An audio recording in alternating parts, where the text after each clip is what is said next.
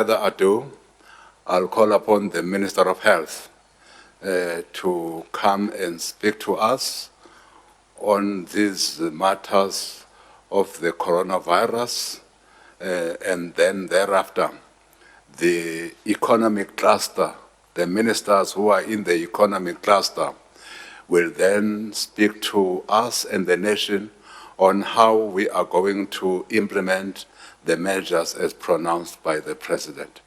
Minister Zalimkhize.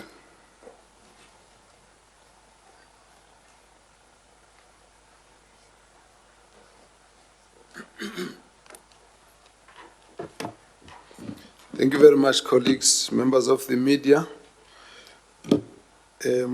As we start, I just want to refer back to yesterday.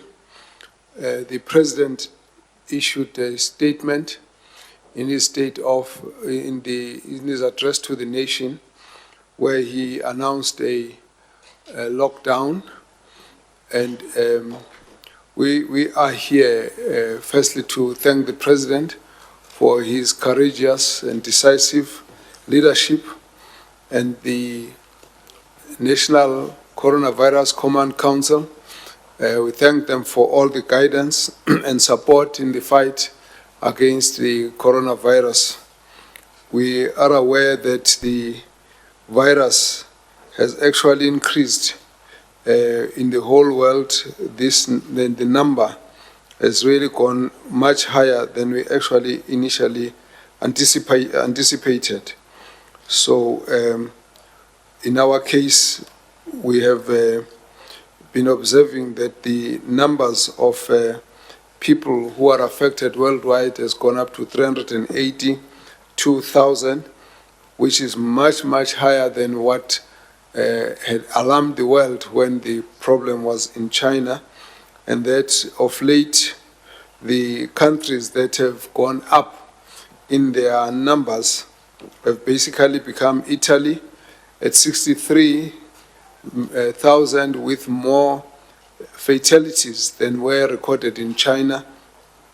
USA has also gone up to 46,000, Spain at 35,000, Germany at 29,000, and Spain has got 2,300 fatalities, and Iran at 23,000 with 1.8 fatalities, with France at 19,000. Korea, which was the second highest at some point, has actually stayed at about 9,000 with 120 fatalities. And Switzerland and UK are actually nearby those. This basically indicates the fact that the outbreak, as has been referred to as a pandemic, is actually changing, and it must obviously be issues that relate to the response of each nation and various other conditions, probably environmental, social, behavioral, or cultural issues, and various other health-related, factors that must be an issue at this level. So the last time when we spoke, I referred to us going into an area of hard combat, basically saying that all South Africans need to see themselves as part of this battle, as soldiers, and what we need to do at the level at which we are is to help guide everyone to say what role do we see each one of us playing in the fight against this virus.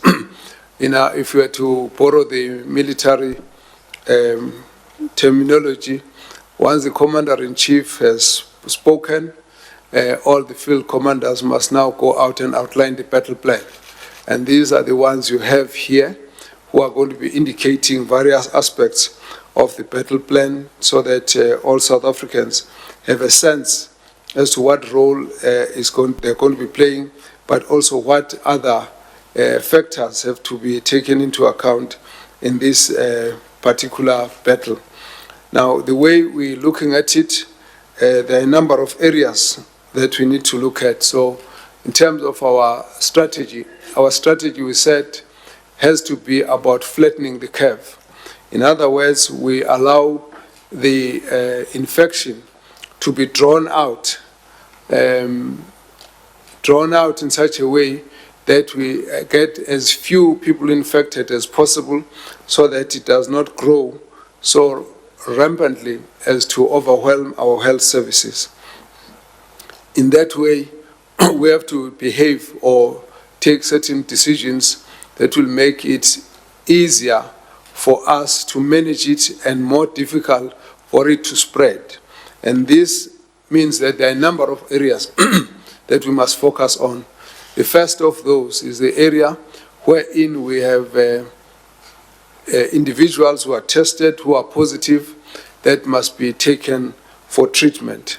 And when they get treatment, they get isolated so that we can at least know that not only are they going to get better, but also they're not going to be infecting other people. It's easier to deal with that because our health services, health workers are well trained to deal with that. The second aspect is to those who were in contact with them. We call them direct contacts. Those are the ones that we will actually trace after that and make sure that when we find them, we test them, and those who need to be quarantined will be quarantined so that we can ensure that we know if they're developing the virus within that period, and at the same time, we keep them somewhere in a way that they don't need to spread the virus to the next individuals, as it were. The third area is we have noticed that one of the major risky areas is infection that would have come from specifically affected countries. I've mentioned them already, and therefore people who would have been in those countries would inadvertently carry the infection unknowingly, and before they know it, it would have spread to other people. And so this means, therefore, we had to limit the numbers of people who could have come from the areas where they could be infected, and this, therefore, explains what it means to restrict movement at our boundaries, at our borders, mainly in the airports and at sea, therefore seeking out people who could come from areas that could be risky, and therefore we have therefore, President has spoken about the limitation of movement of aircrafts and cruises that come from those particular areas. This is a very important area because if we count on the numbers, we have seen that 75% to date of those who are positive actually have got a history of travel to these particular countries. And another percentage of those that are outside that, within that 25%, are people who have got a direct link to those who would have come or who have been traveling to those particular countries. So we believe that limiting that is going to help us to reduce the numbers of people who are infected. Thereafter, we will then be dealing with what we call internal transmission. Internal transmission basically means that you could either have people who are linked to those who were abroad in the particular countries, but they themselves were not abroad. So a family, we've already got families where the father or the mother or both were abroad, they came back, now the children are positive. So that is internal transmission of people who have not themselves had a history of travel. Then linked to that is what WHO refers to as sporadic cases. These are instances where someone is found to be positive, but they cannot point out at anyone that they would say they know for a fact was abroad, which means that the infection is becoming more endemic in the community, and therefore you can pick it up somewhere without it being linked to someone who has come from abroad. So those are the various fronts on which we want to deal with this particular issue. Now, I've outlined how we deal with each one of them, but the last one is actually the basis on which you have a lockdown recommended, because what it basically says is that last week the President had asked that we must reduce large meetings.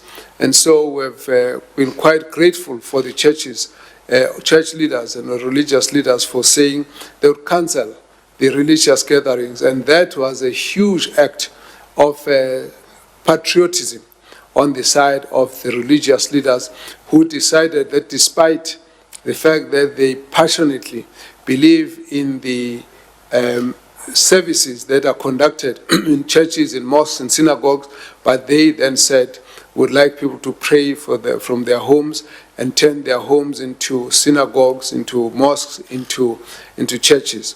That actually helps a lot because there are instances, and I'm going to go into one of those, where those gatherings can actually give huge amounts. I did make a mention in the past of a church in South Korea which was responsible for about 59–60% of the spread of the infection in that country. And therefore, it's important for us to acknowledge the very, very huge contribution that has been made by the religious leaders by just agreeing that they will reduce church services so that there are no more than 100 people, and that they will actually cancel the Good Friday and Easter church gatherings. That takes care of a huge amount because people would have moved from the whole of SADC, they would have moved from different parts of the country, as it were. That left then for us one huge area of a huge movement of people, and that was the taxis and the trains, where the numbers of people per day, people who travel in South Africa are 16 million. And that number, that is exclusive of those who travel in their own cars. I'm just talking about public transport, largely taxis, 16 million people every day, and where if the infection were to be spreading, it could easily spread from one person to a large number of people who cannot be traced as contacts because they don't know each other. And by the time the infection is detected, a number of people could have been exposed. So that is the courage that the President's leadership has been able to give to us, that we allow that space for freezing of movement. We're basically trying to freeze the movement of the virus from one person to the other through the congestion. That's what the lockdown is all about. And I'd like us to understand this as an act of really a very strong measure to try and get all of us to cut this virus and cut it down at the beginning of its trail. This issue, therefore, becomes an important contribution to managing this. But I want to also just mention one aspect, that our people need to understand that whilst there are lots of issues around the lockdown, there are a few things that we have had to consider. First one is that the lockdown must not give us a problem of shortage of food supplies, and the President has spoken about that, and my colleagues will deal with that. Also, they also have to deal with the protection of income. My colleagues have to deal with that. Those are very critical issues which are important in the management of any health condition so far as we're concerned. So all of these issues that they'll be raising are about supporting the health of our nation. They are all about ensuring that we keep our people in reasonably good health whilst we prevent the spread of the infection.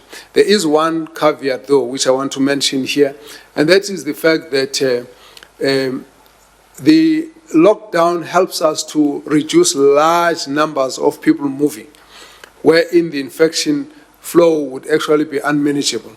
However, it does not mean that lockdown on its own solves the problem. We still need precautions. We need precautions because in the experience of China, the 75% of the spread actually happened within family settings. In other words, if there is someone who's positive in a family setting, then the family tends to be affected.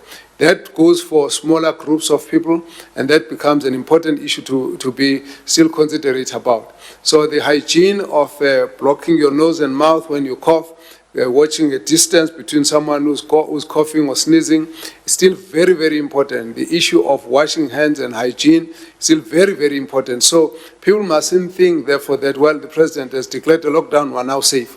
No. This creates an environment, a condition under which we can all fight against the spread of the infection. So it's one aspect, but our aspect remains important because between people to people, the spread will happen even if there's a lockdown. But once we stop large movement of people, we've reduced the risk significantly. Now the people must now reduce the risk between themselves. That is the point that I'd like to make as we move on. I'm mentioning these points just to put in context what, when we said this is a combat zone and every one of us is a force on the ground, we need to then know that we still have a role to play individually in stopping the spread of the infection. Yes, the terrain might be favoring us in this case, but we may lose the battle if we lose simple personal contributions to this issue. So I want to then say, I indicated that 554 new cases have been recorded overnight, and this is the results from as of 2300 last night. We have 5 confirmed conversions where people have turned negative who were positive in the original list. Most of our people are in a good condition. Many of them are no longer symptomatic, and some of them are still being looked after at home. We have record of 2 patients who are in the ICU in private hospitals, and then there is no death at this point. And I think it's important for us to be able to give you a sense of where things are. But the rate at which the numbers are increasing, we expect that the numbers will still increase. I hate to give you guessworks, but we still expect the numbers to increase for the next week. But once our whole program tightens up strongly, and we expect that probably if there should be a change, we should probably start seeing it not next week, but probably towards the end of the 2nd week or maybe the 3rd week. It's taken Korea 4 weeks to actually start seeing the inflection of the curve. So we must say that we will expect that in the next week or 2, these numbers, by the time we see the inflection, they would have probably gone 3 or 4 times or so. That's just a one man's guess. It's not even a projection. I'm just saying that the numbers, we mustn't be shocked when we see them increase. But these measures, if we all work together, must turn the curve around. But it won't happen tomorrow. It won't happen next week. If there's any change, it should probably take us a couple of weeks before we can see it turn around. So the theory and the thinking is that if we, for example, are able to contain everyone who has a potential of passing the infection, we contain them there. On an average, 14 days lapses before you can actually finish off the viral shedding. So it should be possible to allow as many people to shed the virus without spreading to other people. That is the approach to this matter. And I want to explain that just so that we all understand what is the thinking behind it and what are the risks that we must watch out for as the people. Gauteng has got the highest numbers, now sitting at 302. We've actually geo-mapped them all. The large number of them are in Johannesburg. A few are in Ekurhuleni and it's in Tshwane and some of the other areas. Western Cape has gone to 113, increased by 14 yesterday. And KwaZulu-Natal, the third one, is at 80. Which is an increase of 20, but that's where we first got the first patient, and there is where the first 4 patients have shown recovery and conversion to negative status. Free State is at 18, an increase of 5. This is the one I want us to concentrate on. Here we had a church that had about 300 people, and it was over 4 days. And in this case, the church had 5 people who were visitors from abroad, all of whom, well, it had about 7 who came from outside, but 5 of them were found to be positive, and they are actually still in the Free State. 1 has been taken to hospital, the others are still in quarantine. That's where we believe that the church got the infected from, and we have tracked now all those contacts and we've found that amongst them, those are the ones that tend to be positive. We've found them to be positive, as it were. I'll probably come back to that issue a little bit later. Northwest has now a total of 5 cases, and there's an increase of 1. Mpumalanga remains at 9, Limpopo at 4, and Northern Cape has got 2. With the one on Northern Cape, one has got a history of travel, but the other one actually comes from the church, to the extent that when we tested the person, they were still in the Free State. They had not even reached home, and so we are able to indicate that. Eastern Cape remains at 2. Those are travelers who came from outside the country who are still staying in that area. Then you will notice that there are some cases when we give you the statement who are unallocated per province. The problem with those is the numbers are increasing, and therefore we are starting to find missing information on the forms when we are trying to track where this person had come from. It means that once we release to you the information, it will say unallocated, but when we get the information, we'll clean it up later. It will be long after your press briefing has gone. As of 23 March 2020, South Africa had conducted 12,815 tests of COVID-19. 10,000 of these were done in the private laboratories, and 2,000 have been done by the public laboratories. South Africans would have noticed that as the number of confirmed cases increased, some cases were unallocated on age and gender. This is because now the NICD is not the only one that's got the responsibility of analyzing data from each laboratory. Each laboratory supplies information. Now NICD has to go back and try and decipher the details of this information. But it has also found itself searching for missing information, and therefore you've got a confirmed case, but the information is not complete. This has created an administrative burden, and if it's not rectified, it's going to hamper our efforts to be immediately in contact with the patients who have tested positive and to determine whether they require hospitalization or to be treated in self-quarantine, or even to trace all the individuals that have been in direct contact with them. This is the only way we can flatten the curve, by making sure that we use information as soon as possible. We must know every individual that has been exposed, and they must be immediately screened, and those who require testing must be tested without delay while they remain in self-quarantine. If those contacts test positive, we must further identify their contacts, because they also become the potential positive cases. You'll notice that I keep repeating this because I think it's very important for people to understand exactly how we're dealing with this thing. Simply put, this is a vicious cycle, and without quickly fully identifying confirmed cases and their contacts, the spread of the virus will keep rising. This is therefore the call for us to take stringent measures to ensure that we have all the information that is required. And therefore, at this stage, I want to make an announcement to all clinicians and to pathology laboratories.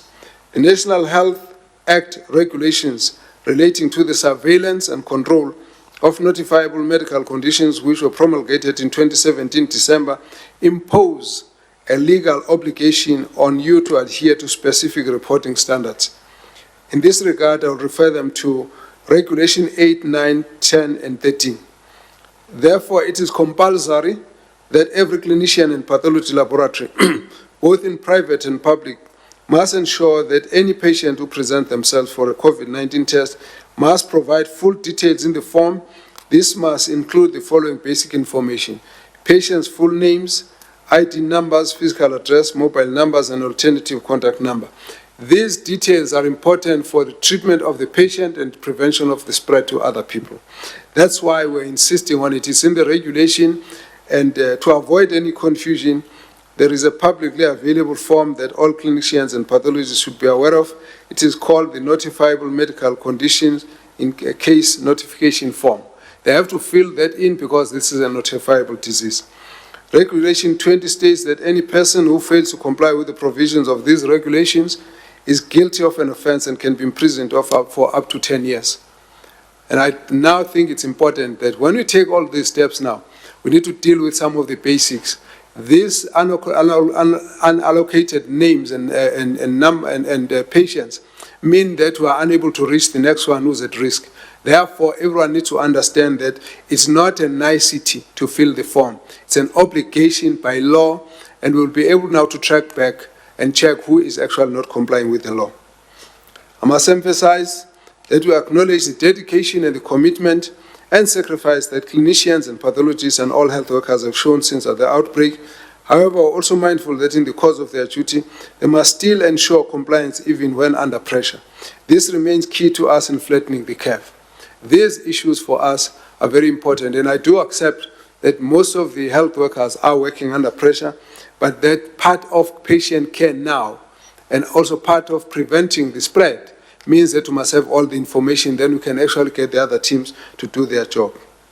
To all South Africans, please help us to protect you and your loved one. We need you to play your part. Government has put all these measures in place, but we need commitment of citizens to comply with this. Our position is now clear. We request that you comply. If there is resistance, we therefore need to enforce the resistance through the law. As already mentioned above, for us to minimize the spread, we must be able to identify the contacts of all the people who have tested positive for COVID-19.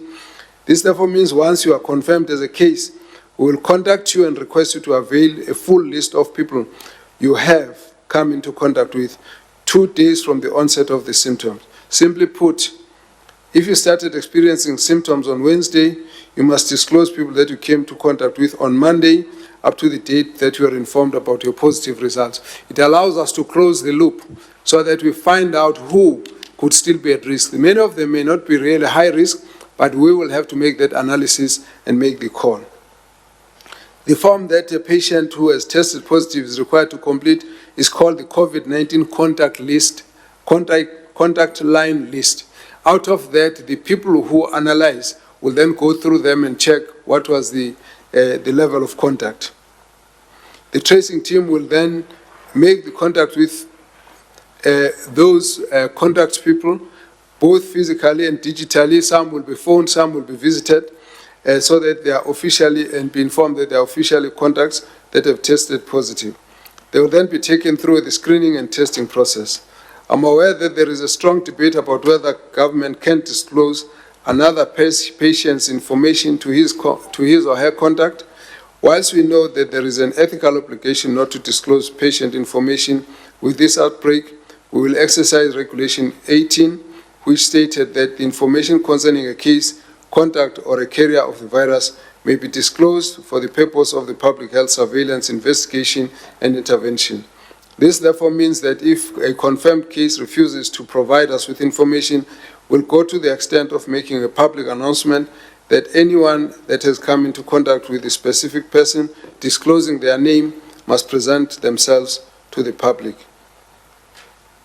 In other words, if we ask you to go to quarantine, please go to quarantine. If you don't go to quarantine, we'll then enforce it. Again, if we ask you to give us a contact list, please give us a contact list. If you don't do it, we'll then enforce it. This is where the extent to which we have gone in dealing with this outbreak. We are then pleased, as I've said earlier, that there are, of those who have tested positive, 5 have already negative, and we are really expecting more and more will be getting negative. And I think for some reason we really are not seeing very severe cases, as it were.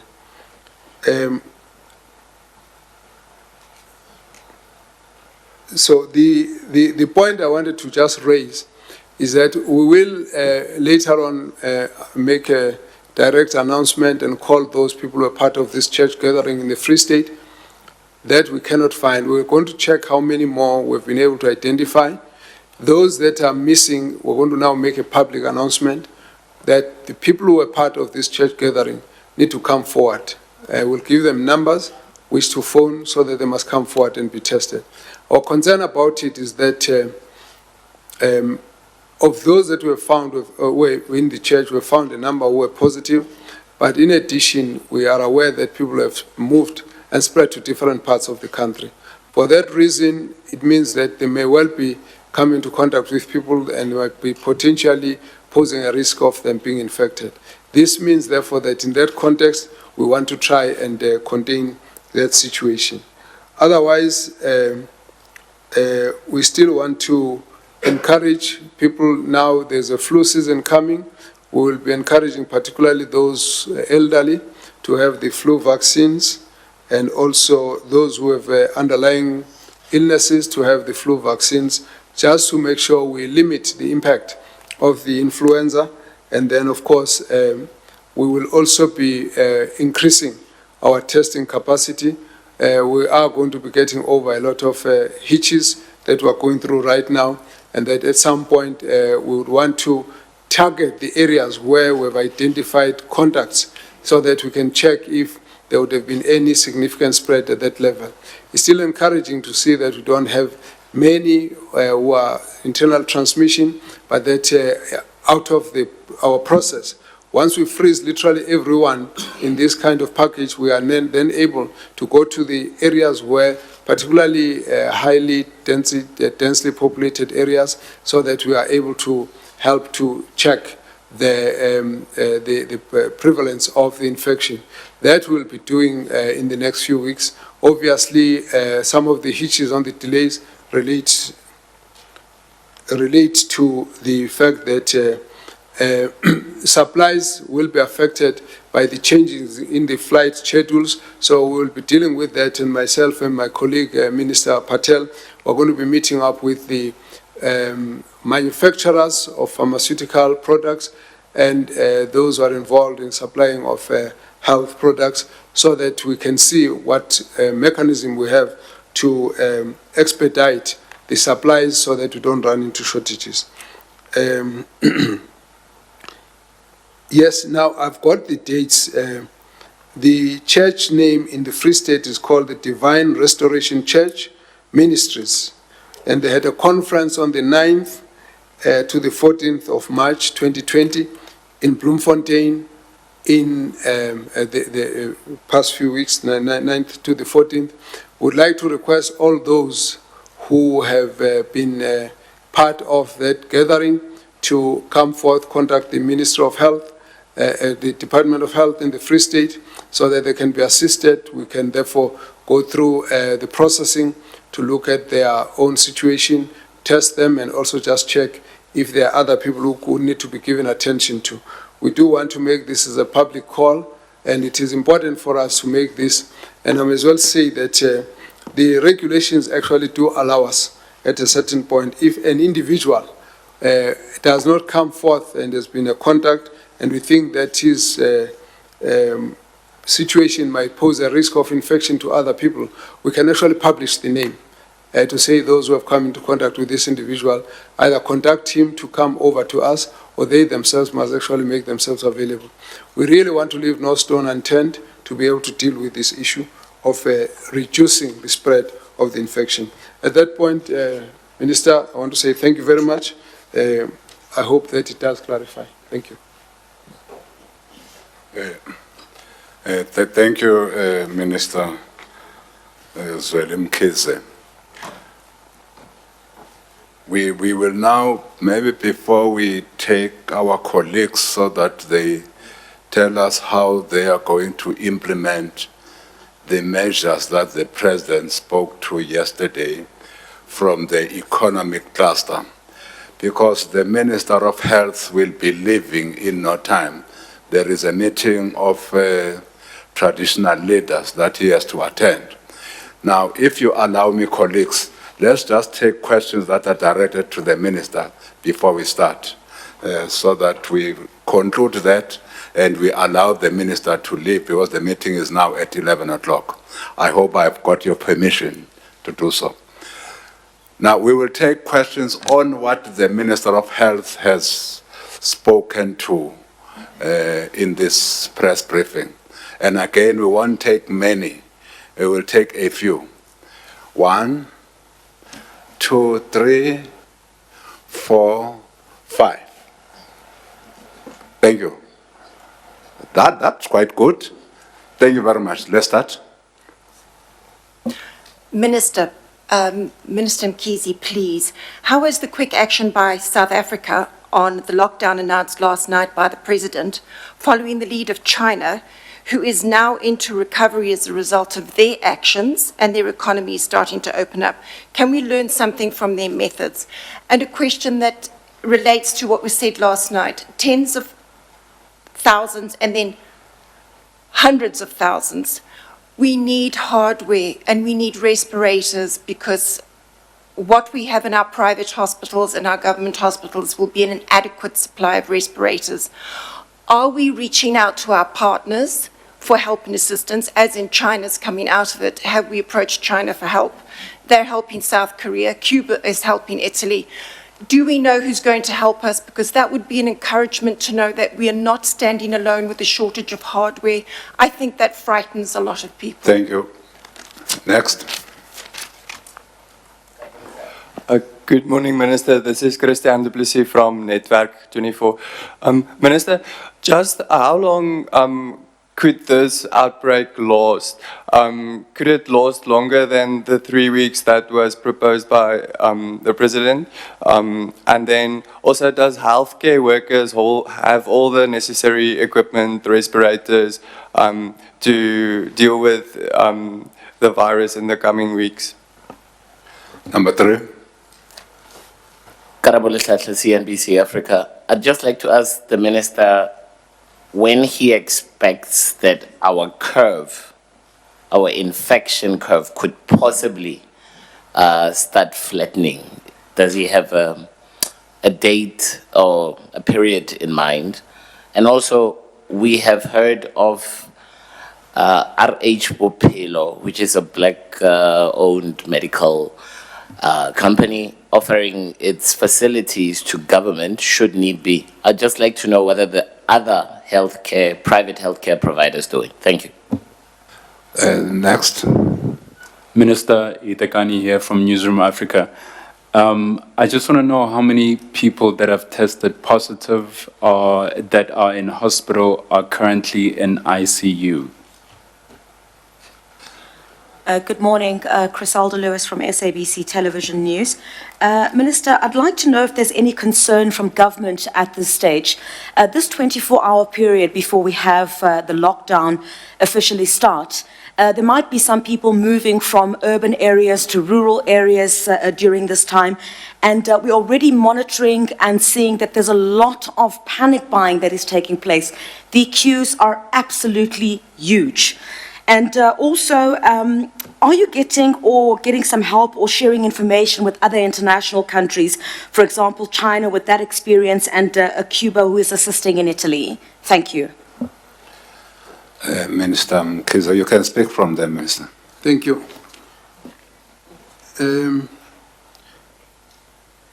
This lockdown has actually been based on looking at the experience of various countries. China is one, Italy is one. We're looking at other countries that also didn't do it. We're looking at what's happening in Korea.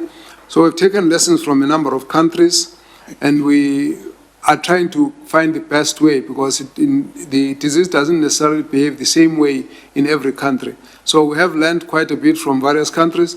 Certainly China, for being able to arrest the spread at 80,000, right, 81,000 now, has actually been a very important issue. As you will notice that the case of China in South Africa is the reverse. China had the epicenter in Wuhan, one area, locked it down, spread to the other parts of China, and 28 cases went out of China to the rest of the world immediately. That was all at that time, into 5 countries in the world. South Africa, we didn't have a case inside the country. Instead, we started having people who came from about 12, 15 countries outside South Africa into South Africa. And they didn't settle in one center, they've settled in different parts of the world. So it's a reverse of what is happening. So we'll not be able to do exactly what other countries have done. Now, we have a number of countries that we are seeking assistance from, and I'm sure my colleague, Minister Patel, will talk about it. There are some products that we might want to source from China. We've been in touch with India.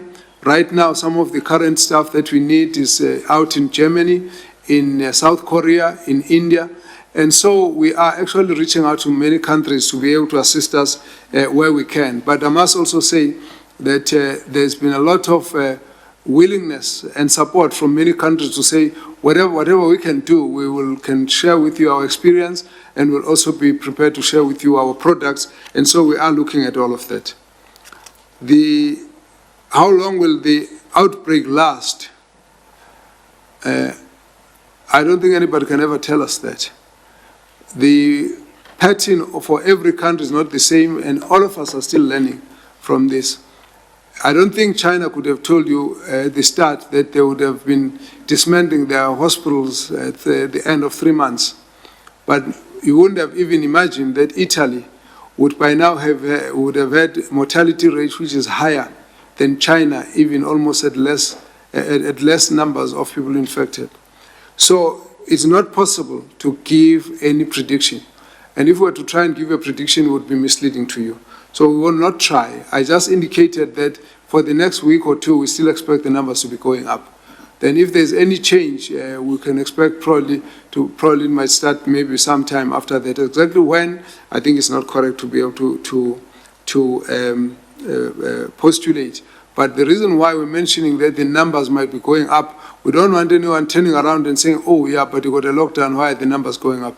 This is disease pattern that we can't predict. There's human behavior, there are external factors that drive the conduct of individuals and the conduct of the infection. So I think it is fair for us to say that we're going to be working on it as we move along. The equipment that we have at the moment, we have not needed to use all the respirators. Right now, we've only got 2 patients who are supposed to be in ICU. I didn't quite get the sense that they were in the respirators. We'll keep checking. I'll check on the latest reports. But right now, they were ICU, but they were not really on respirators. The real issue here is that it depends how far the disease goes as to whether we can cope with it or not. Right now, we can still manage quite a bit. All the provinces are opening up extra beds to be able to dedicate them to the treatment or the admission of those who are infected with COVID-19. And also we have got private sector willing to share their beds, and we are already working with all of them to look at what can be done. When a situation like this arises, we'll basically utilize whatever facilities that are available, public or private. That the understanding is very clear amongst all of us. So those companies that have offered their facilities in private hospitals, we appreciate that, but I must say that the large number of those who are in private hospitals have actually offered willingness to assist. In any case, under a situation like this, no one can refuse to work with government. Again, the question about when the curve will flatten, I think let's just work hard and avoid fake news and make sure we send the correct information to everyone, and then we'll be able to get better results out of that. Concern about people moving on the next 24 hours, well, I'm sure there will be some movement of people. We wouldn't be sure how that would, what numbers that would be, but I think it's important to say the natural migration on the Easter weekend, based on the fact that everyone knows that it's a holiday time and so on, is not the same when there's a plea from the government to say, please stay at home.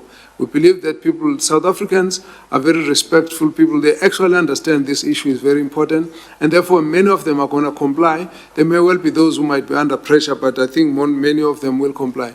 We are discouraging panic buying, hoarding of stuff. We think that is not correct, and people must try and make sure that they take it easy. Government is actually making all the efforts to secure that the essentials don't run out, and the minister is going to talk to us about those. There is even a way of dealing with those who do that, and I'm sure I'll leave that for the minister to indicate.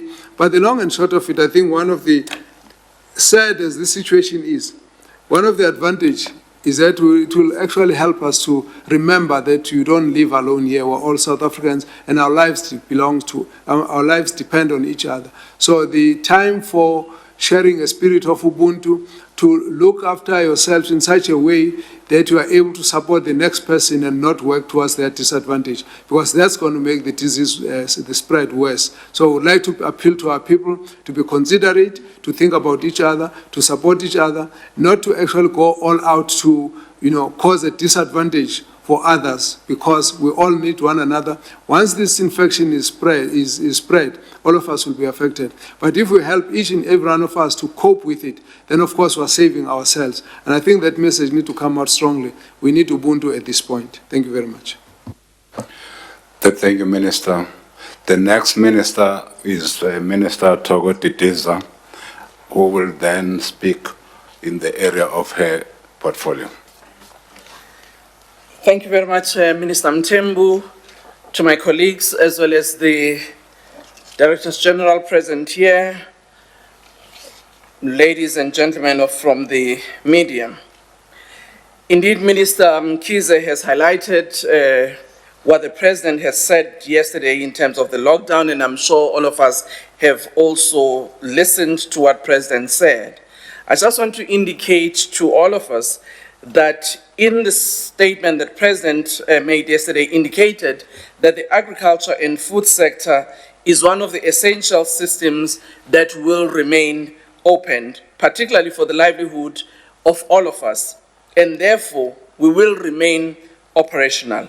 And to this extent, I actually want to thank the farmers, the producers in the agri-business sector, as well as the farm workers who remain to be the bedrock for our national food system, both in South Africa as well as in the region, because we know our interrelationship between us and the SADC region when it comes to our food system. Agricultural food production in all its form will remain uncompromised. This includes all services such as veterinary services and advisory services that will have to continue to support the producers.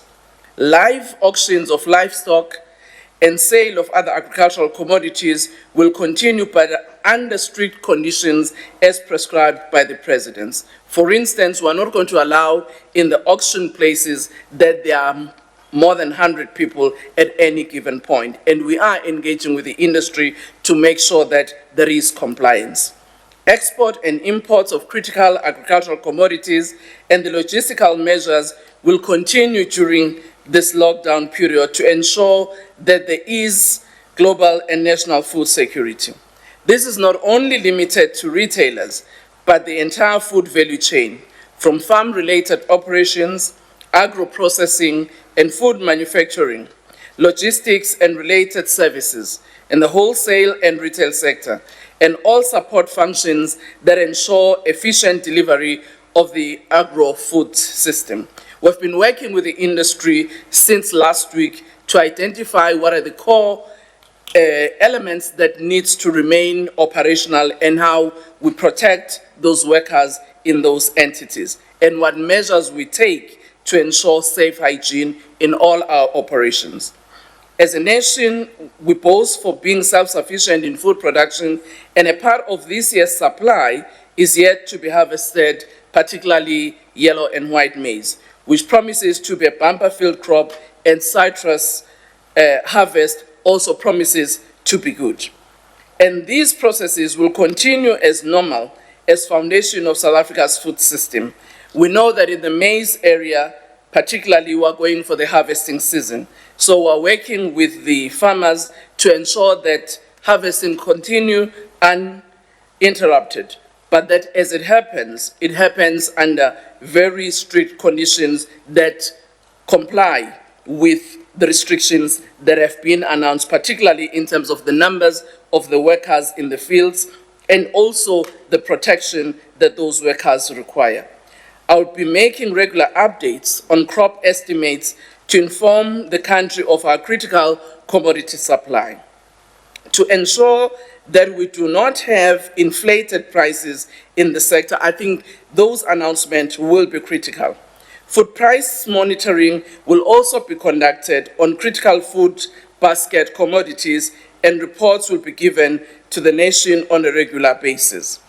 The department has also set aside a package of 1.2 billion to address the effects of the coronavirus and ensure sustainable food production post the pandemic. As I indicated, that the sector will be continuing to produce, particularly your vegetables and some of the proteins that will be required. The department soon will make the details of this package together with the application channels that are available. We are working with the Land Bank, and 100 million will be transferred to assist farmers under distress, those that have got loans with the Land Bank. And I hope that the other financial institutions will also make arrangements to ensure that farmers who have got loans with them do get supported during this tough period. Together with the industry, we are working on a sector operational procedures that would ensure adherence to the measures announced by the President. This includes the provision of sanitizers to employees, as well as running water within the sector, especially for farm workers. We are also urging the food value chain role players, such as the agribusiness industries, to strictly comply and adhere to strict health regulations to contain and arrest this disease, as we strive to supply food for the nation. I appeal to the public, as I've already indicated, that we are self-sufficient at the moment, and therefore there is no need to embark on panic buying, as the President has indicated, and Mr. Mkize has also responded to some of the questions that have been asked here. The country has sufficient food supplies. Panic buying will only cause disruption and inconvenience in the food system. I therefore urge you also as the media to continue to communicate that message to our citizens, that there is no need for panic or even panic buying in the manner in which we address the challenges that we are facing. To the wholesalers and retailers, we also urge them not to engage in price hiking at such a crucial time when it's unnecessary. All of us have an important role to play in the supply of food and the fight against COVID-19. We ask that you continue to serve the nation and help ensure that food security at this critical juncture is attained. Thank you very much. Thank you, Minister Titiza. We will take all the ministers, then we will take questions thereafter. Minister Ngasi.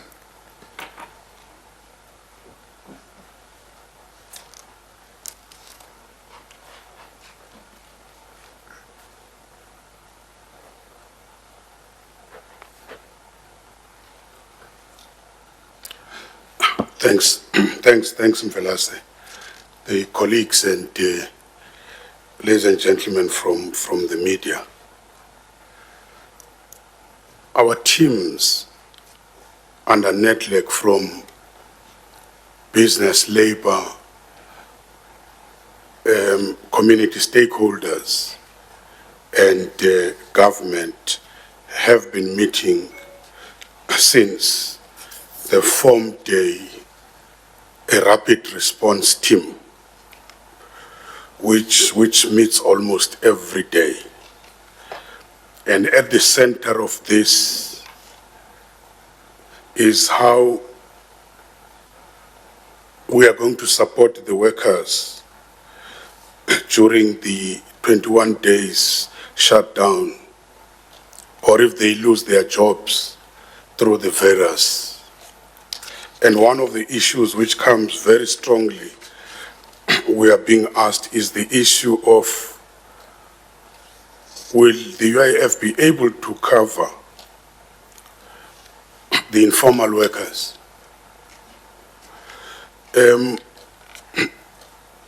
Remember that a large cohort of the workers will remain at work in the emergency services. You're talking about medical, security, and some industries, and what has been called the essential services. You're talking the police, the firefighters, You're also talking about those who are dealing with water supply, the sewage and sanitation. You're talking about the ICT, data centers, the fiber ones. You're also talking about those who are dealing with the generation, transmission, and the distribution of electricity, because these are called essential services, because if interrupted, this would endanger life, personal safety, and the health of the whole population or part of the population. So there will still be people at work in some of the sectors, but we expect that those workers must get the appropriate protective gear when they are at work. And Minister Didiza has just confirmed that in industries such as food production, these remain very critical because food must be available. For workers who are affected by this 21 days lockdown or become ill, from the side of the Department of Employment and Labor, the main support will be as follows. In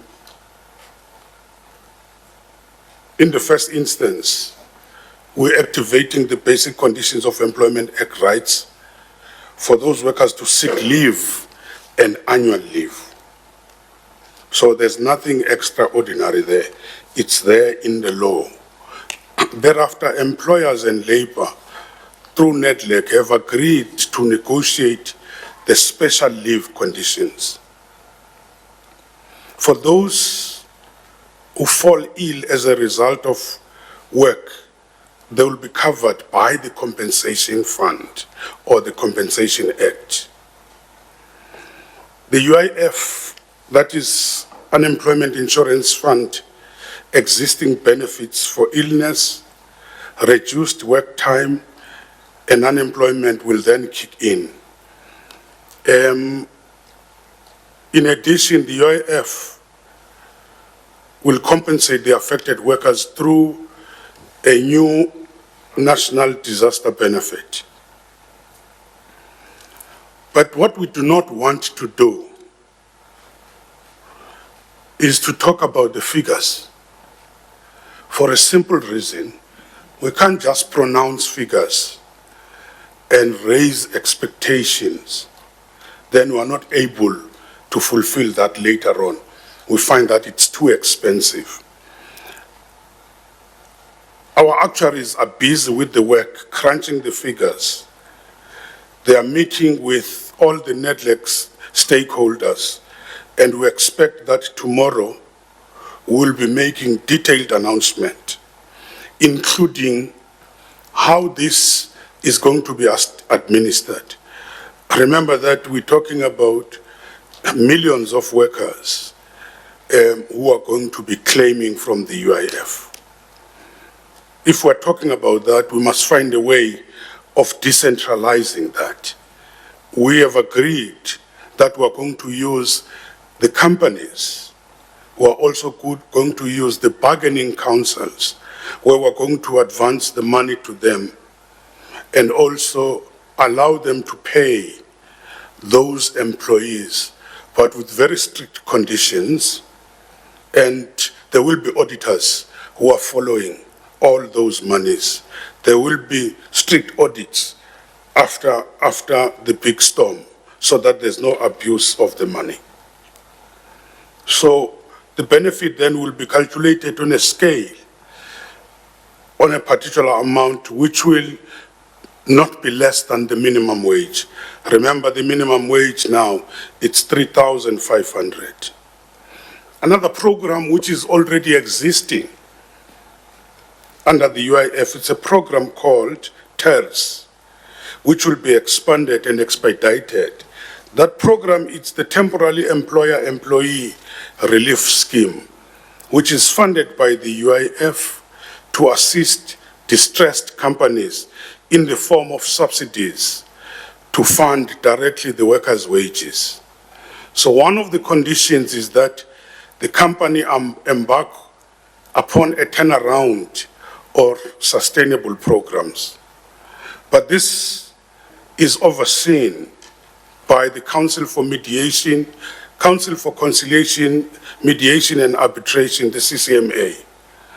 And we will be making information available tomorrow. But already, most of the employers or companies are aware that they obtain the application forms and all the relevant details through the website of the UIF or the TERS website, which is info.ters@labour.gov.za. The UIF has also produced an easy guide of these measures and requirements for distribution to employers, together with the contact details in each province. But over and above that, we are going to be having a dedicated line for the companies and even the workers who will be seeking the information. This will be a dedicated line under the UIF. But more generally, in relation to the virus, as the department and network, we've reminded the parties of their responsibilities in terms of occupational health and safety, in terms of them taking all measures to protect the health of the employees, including conducting the risk assessment, providing the necessary protective equipment, and to put in place systems to deal with any outbreak in the workplace. The issue of the informal sector, the workers who are not registered in the UIF or with the compensation fund, how will they be assisted? Unfortunately, from our side, we can't be able to deal with this matter because it's beyond this particular legislation. However, if you listened to the President last night, he stated that a safety net would be developed to assist those in the informal sector. This is still work in progress, but already includes, if we listened carefully, it includes shelters for the homeless and those who are unable to self-isolate. But what is very clear to us, if we can be able to pay for these expanded commitments, all undertakings by the fund, both the UIF and the compensation fund, are based on the actuarial calculations. These will, of course, be updated as the situation unfolds. The administrative capacity we have at the moment never anticipated these huge numbers which are likely to come. But if the companies come to the party, the bargaining councils come to the party, we think that we'll be able to deal with that influx. Thank you, Minister.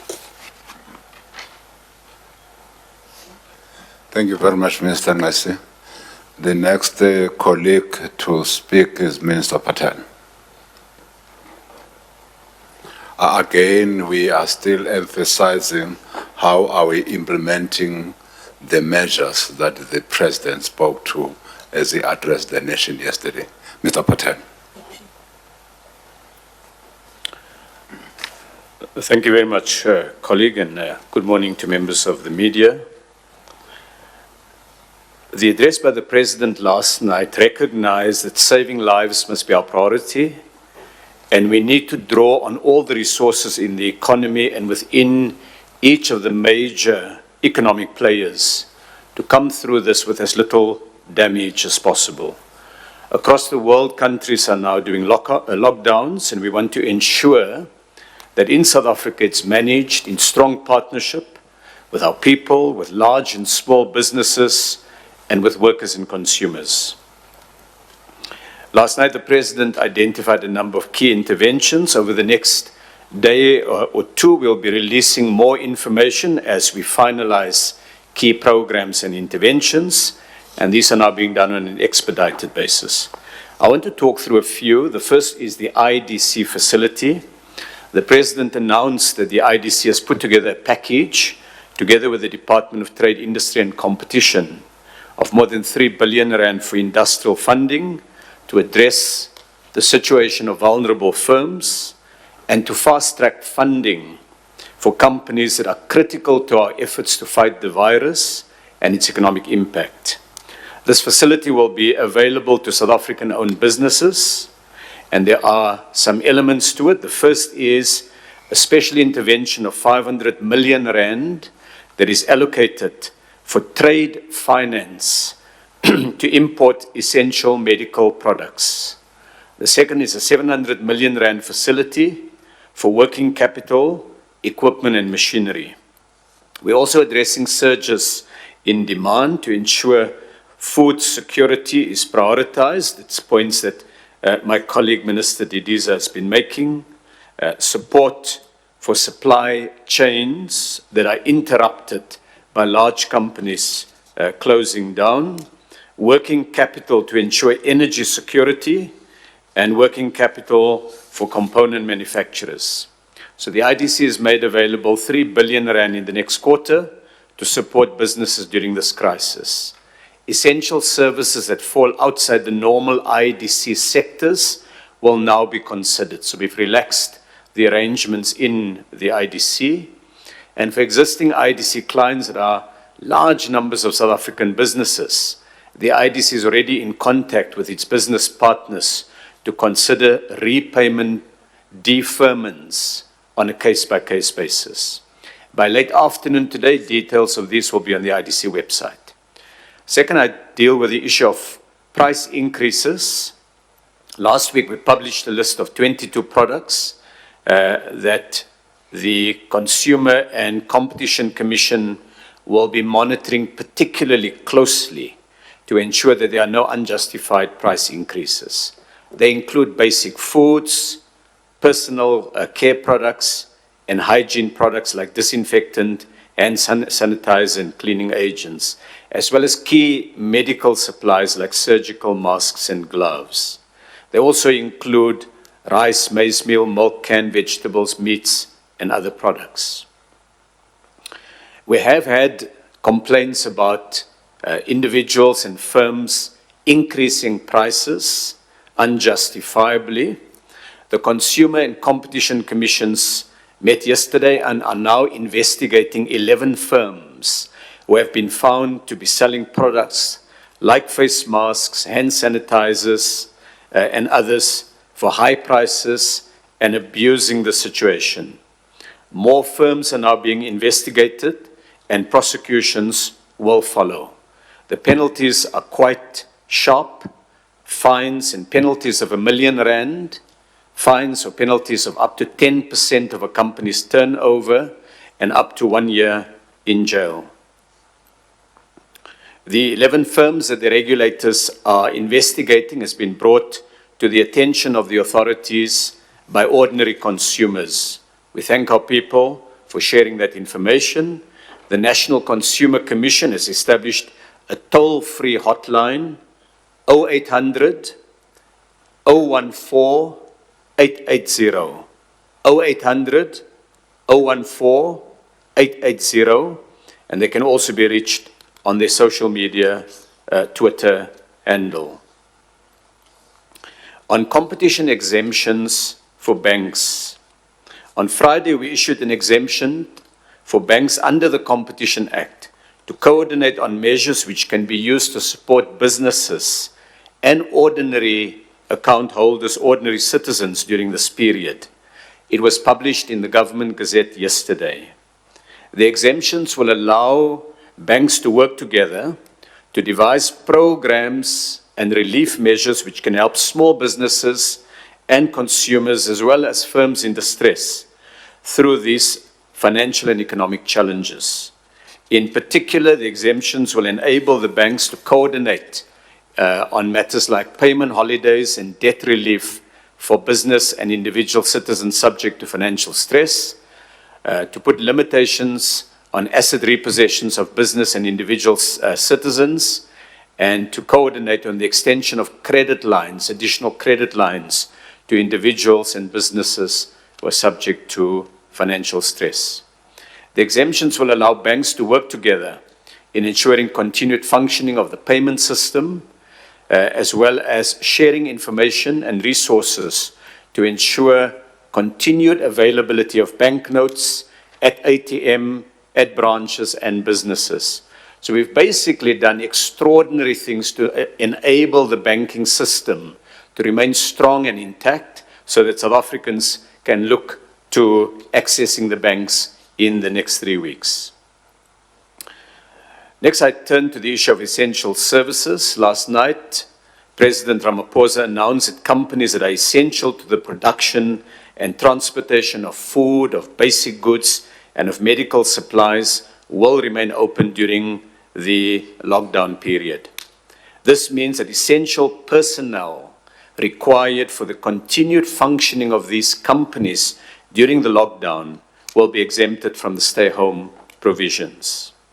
We will be publishing further guidelines tomorrow ahead of the lockdown, which begins on Thursday evening just after midnight. In other words, the lockdown covers the whole of Friday and onwards. I'll make a few preliminary comments now, but more firm details will be published in the Government Gazette by tomorrow. The President noted that grocery stores, supermarkets, and spaza shops, I should add, will remain open during the lockdown. We call on our people to limit the trips to shopping centers for the purpose of shopping for food and basic goods only.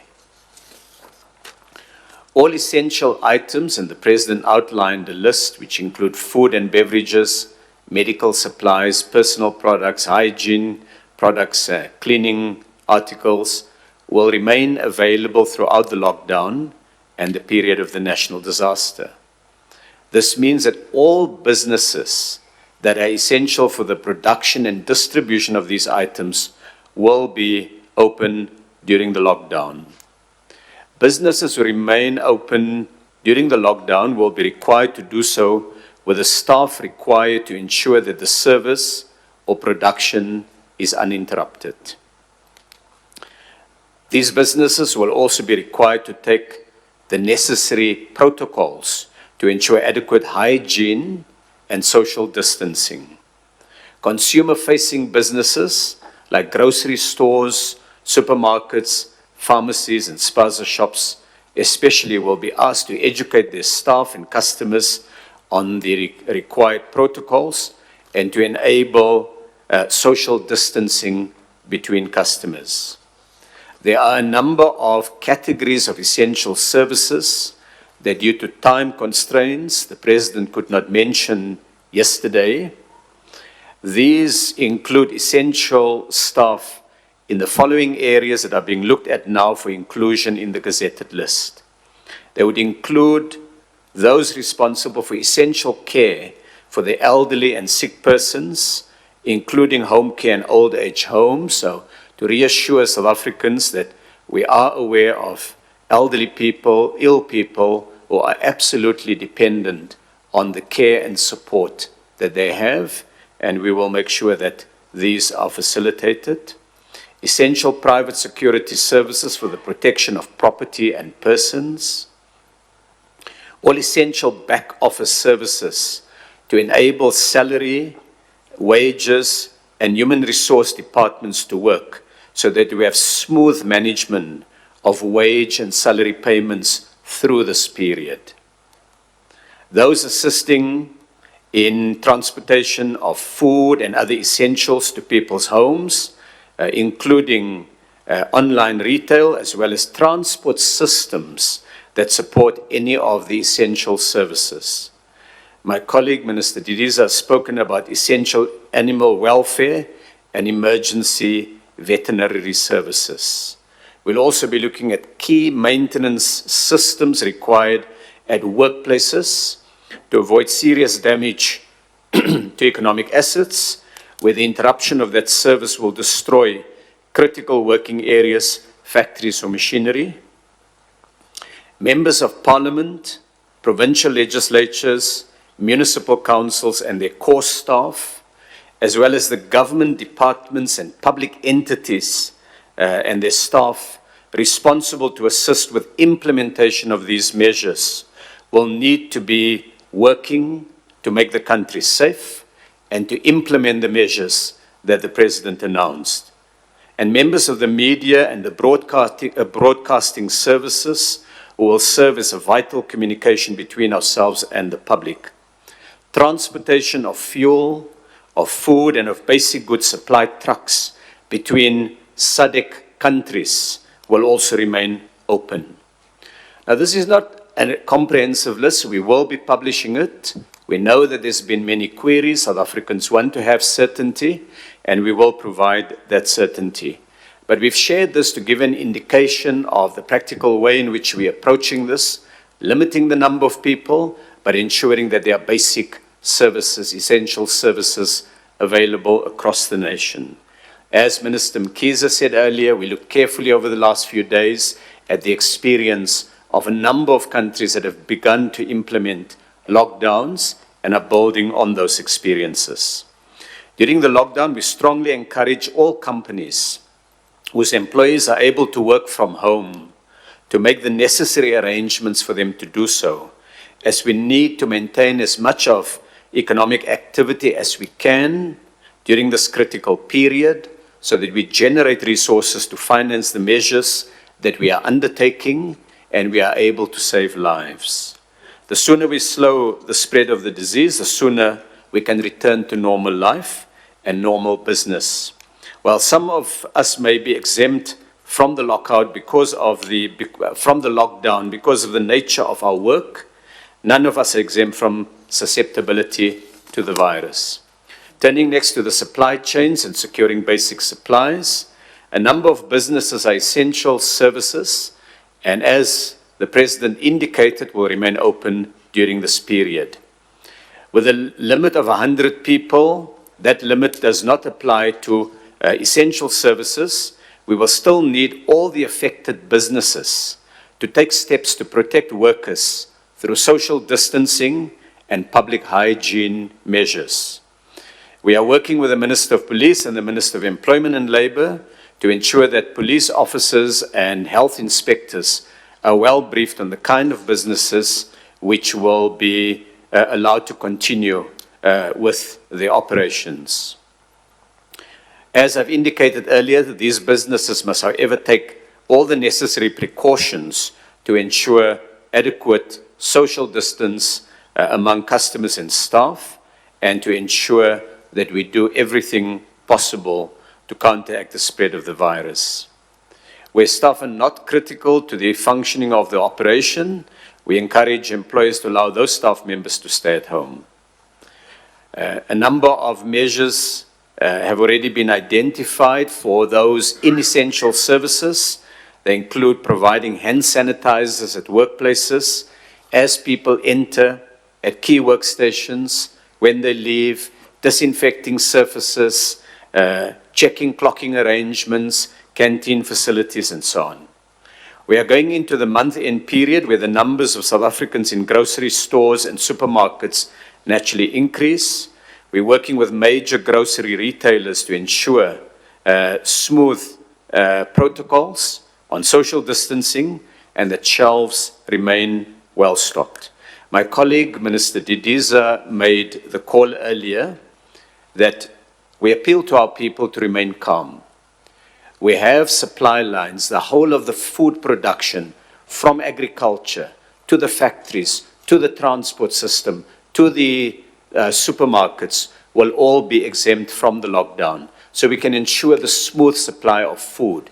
So the only problem comes when people rush to the shops to stock up, because then there are temporary shortages, because the retailers then have to get more goods from their warehouses to the stores. So to avoid that, let's all just act responsibly in this period and ensure that we take only the minimum required and that we can go back to the supermarkets in a few days' time. On the Solidarity Fund, last night the President announced the creation of the Solidarity Response Fund. It's designed to unite the nation and accelerate the country's response to COVID-19. The focus of the fund is in 4 areas. It's to alleviate the suffering and distress caused by the virus to the country and to mobilize the support of business and civil society in support of government's efforts. Government last night made available an initial 150 million rand as seed funding, and a number of businesses have already today contacted us, excuse me, because they will be contributing within the next few days to the fund.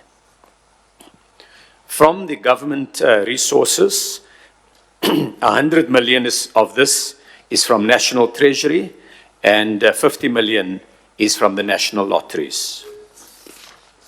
The chairperson of the fund is Ms. Gloria Serobi, and the vice chairperson is A.D. Enthoven.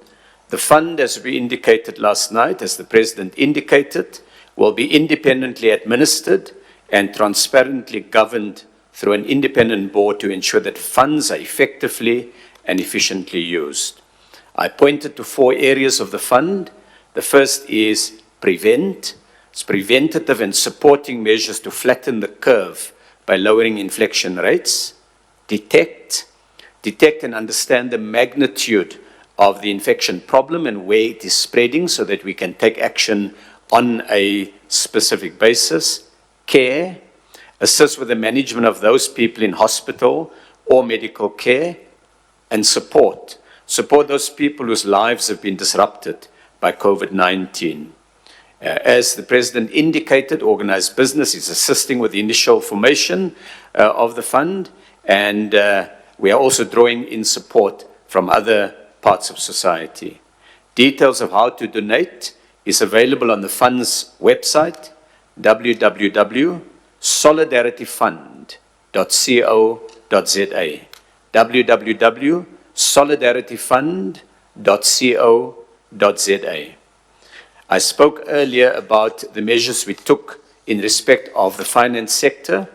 We will publish today a special government gazette to enable shopping mall owners and tenants to consider coordinating their actions and reaching agreements to address matters like payment holidays or rental discounts to tenants, limitations on evictions, and other measures that are necessary to ensure that shops and others whose income will be falling sharply during the lockdown have the necessary flexibility and space to sit through this period with as little requirements on them as possible so that they can all emerge at the end of the lockdown period intact. These will initially cover 3 areas and will be expanded as required. They will cover personal care functions, restaurants, and shops selling clothing, footwear, and home textiles. This is not the full list. As I've indicated, we'll be adding to this list as the situation requires it. Finally, I would like to deal with the issue of trade with neighbors. We will take all steps to keep open trade links with neighbors to ensure that we have food supply across the region and that we come through this together. The controls on movement of people will not affect the movement of goods across borders with our neighbors. So may I then thank my colleague, and we will, as I indicate, provide further details during the course of today and plan to gazette tomorrow the list of products and essential services. Thank you. Thank you very much, Minister Patel. We'll now call upon Minister of Tourism, Minister Kupai Ngubane. Thank you. Thank you very much, Minister Mthembu. Good morning, colleagues, fellow ministers, and fellow South Africans. Just to indicate from our side, there are a couple of things that the President has announced yesterday following from the announcement on the 15th that affects us as the sector. Firstly, It's around the issues of travel. As indicated, that we've been working closely with the sector together with our tourists, both those who've been in the country and those that arrived when the flights were still coming last week. Because once the restrictions were put in place, it immediately meant that those who were here either had to leave or stay. Others decided to conclude their visits and still tour, as you'd have seen with some of the incidences that we had experienced, and I'll talk to that.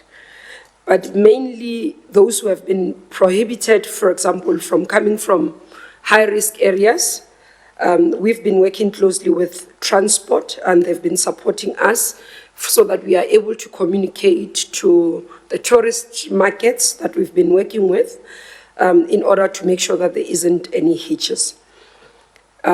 President yesterday announced the termination of international flights at Lanseria Airport, and I hope the sector has been able to listen to that, but also we'll be working with our sector as the tour operators to ensure that tourists actually are able to find alternatives as provided by government.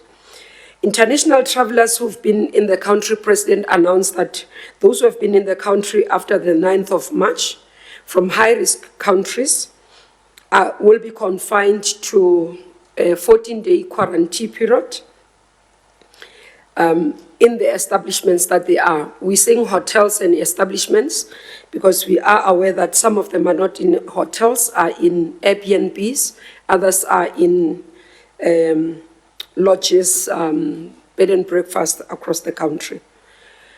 We have been in contact with our sector, trying to understand who is still in the country, tourists that are here.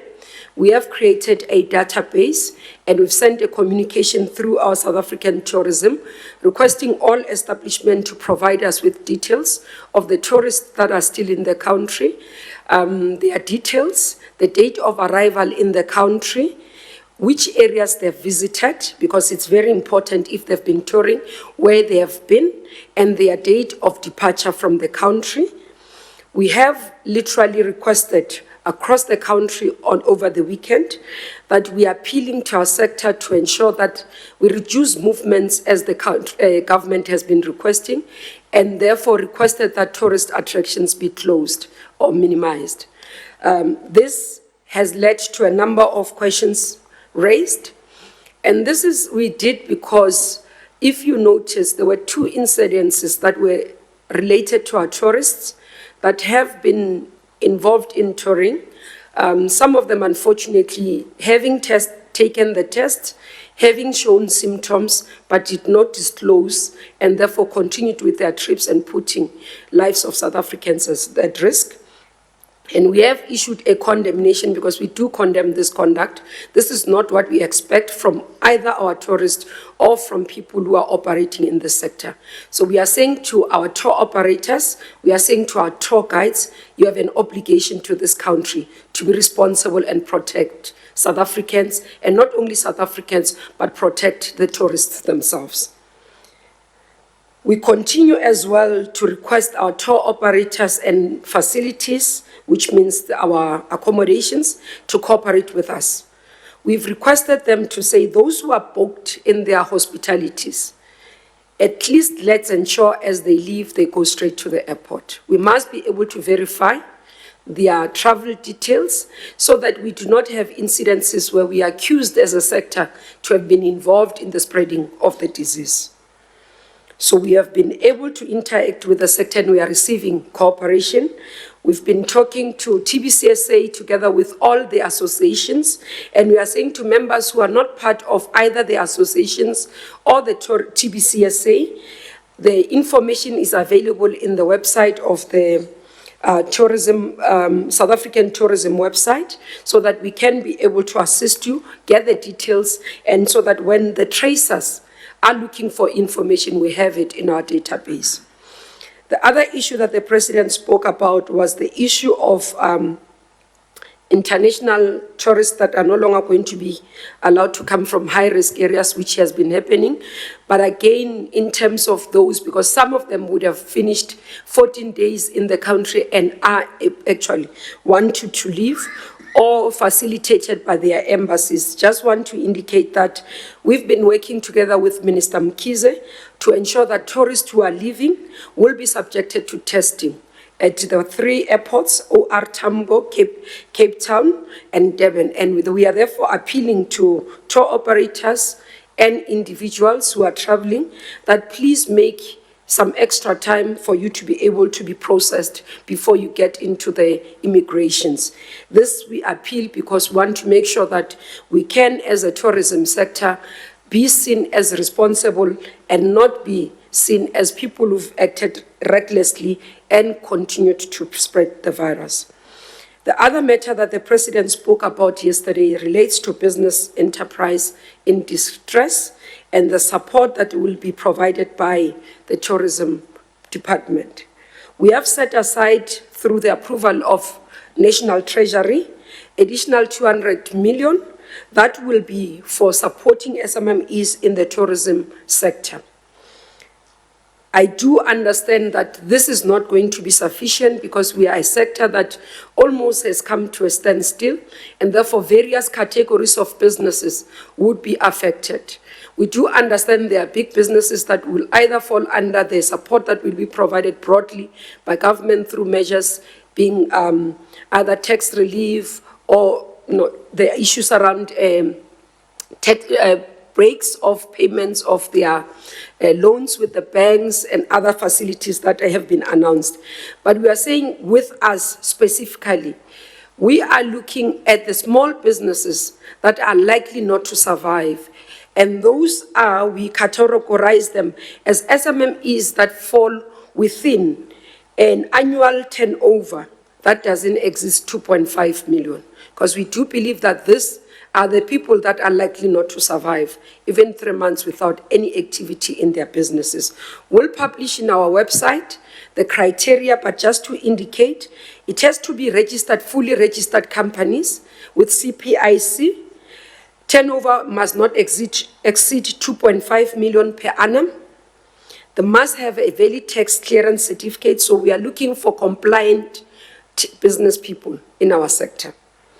And they must actually also have been in business for more than a year.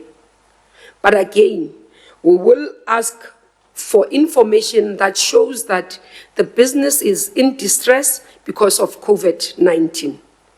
It shouldn't be somebody who's already have been battling before even COVID-19 started. So we're looking for those as a result of COVID-19. And this will ensure, in terms of the mechanism, we're going to look at beneficiaries across the provinces.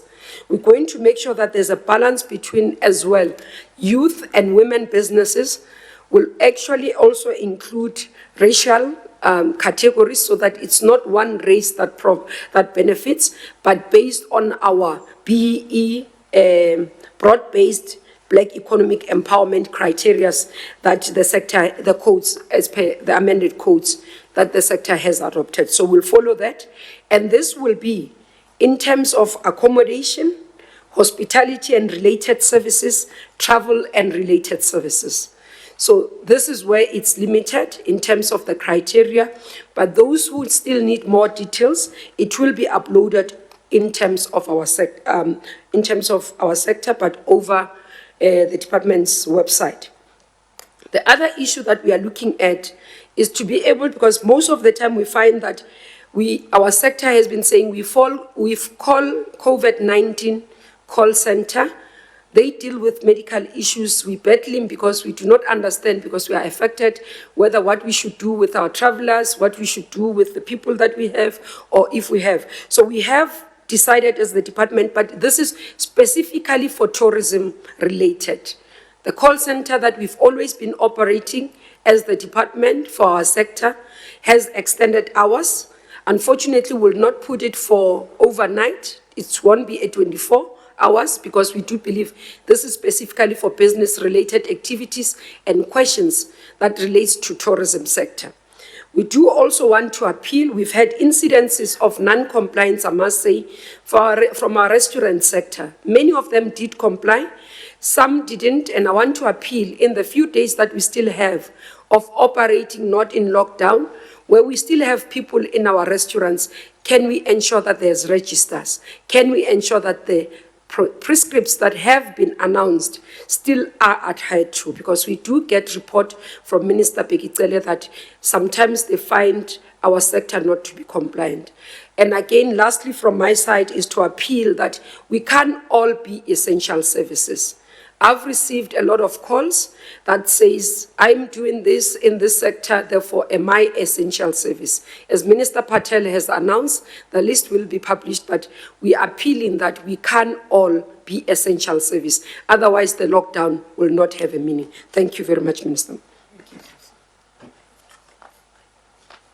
Thank you very much, Minister. Goodbye.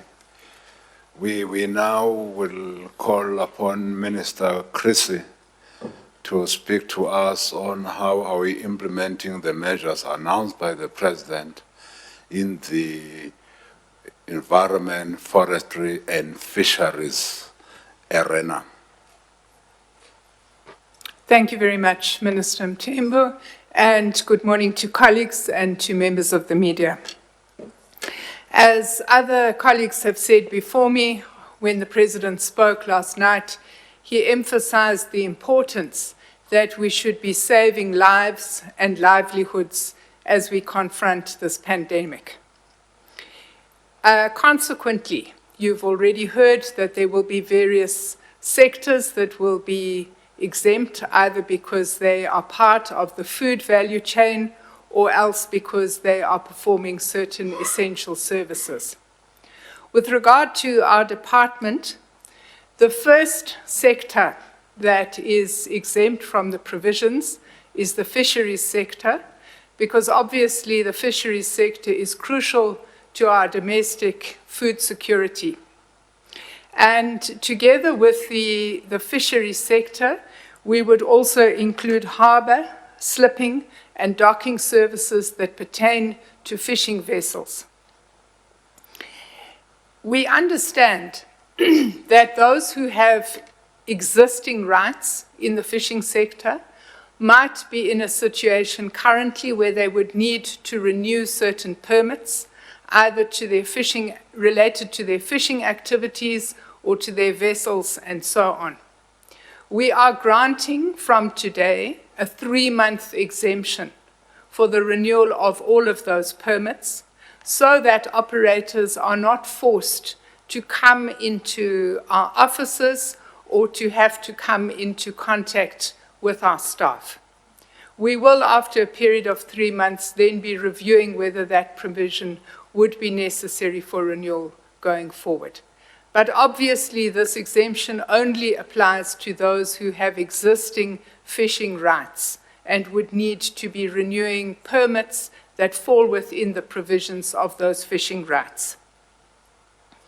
The second sector you have heard, which is exempt, is the forestry sector, and that obviously would include all of those aspects in the forestry value chain. That would also include the sawmills.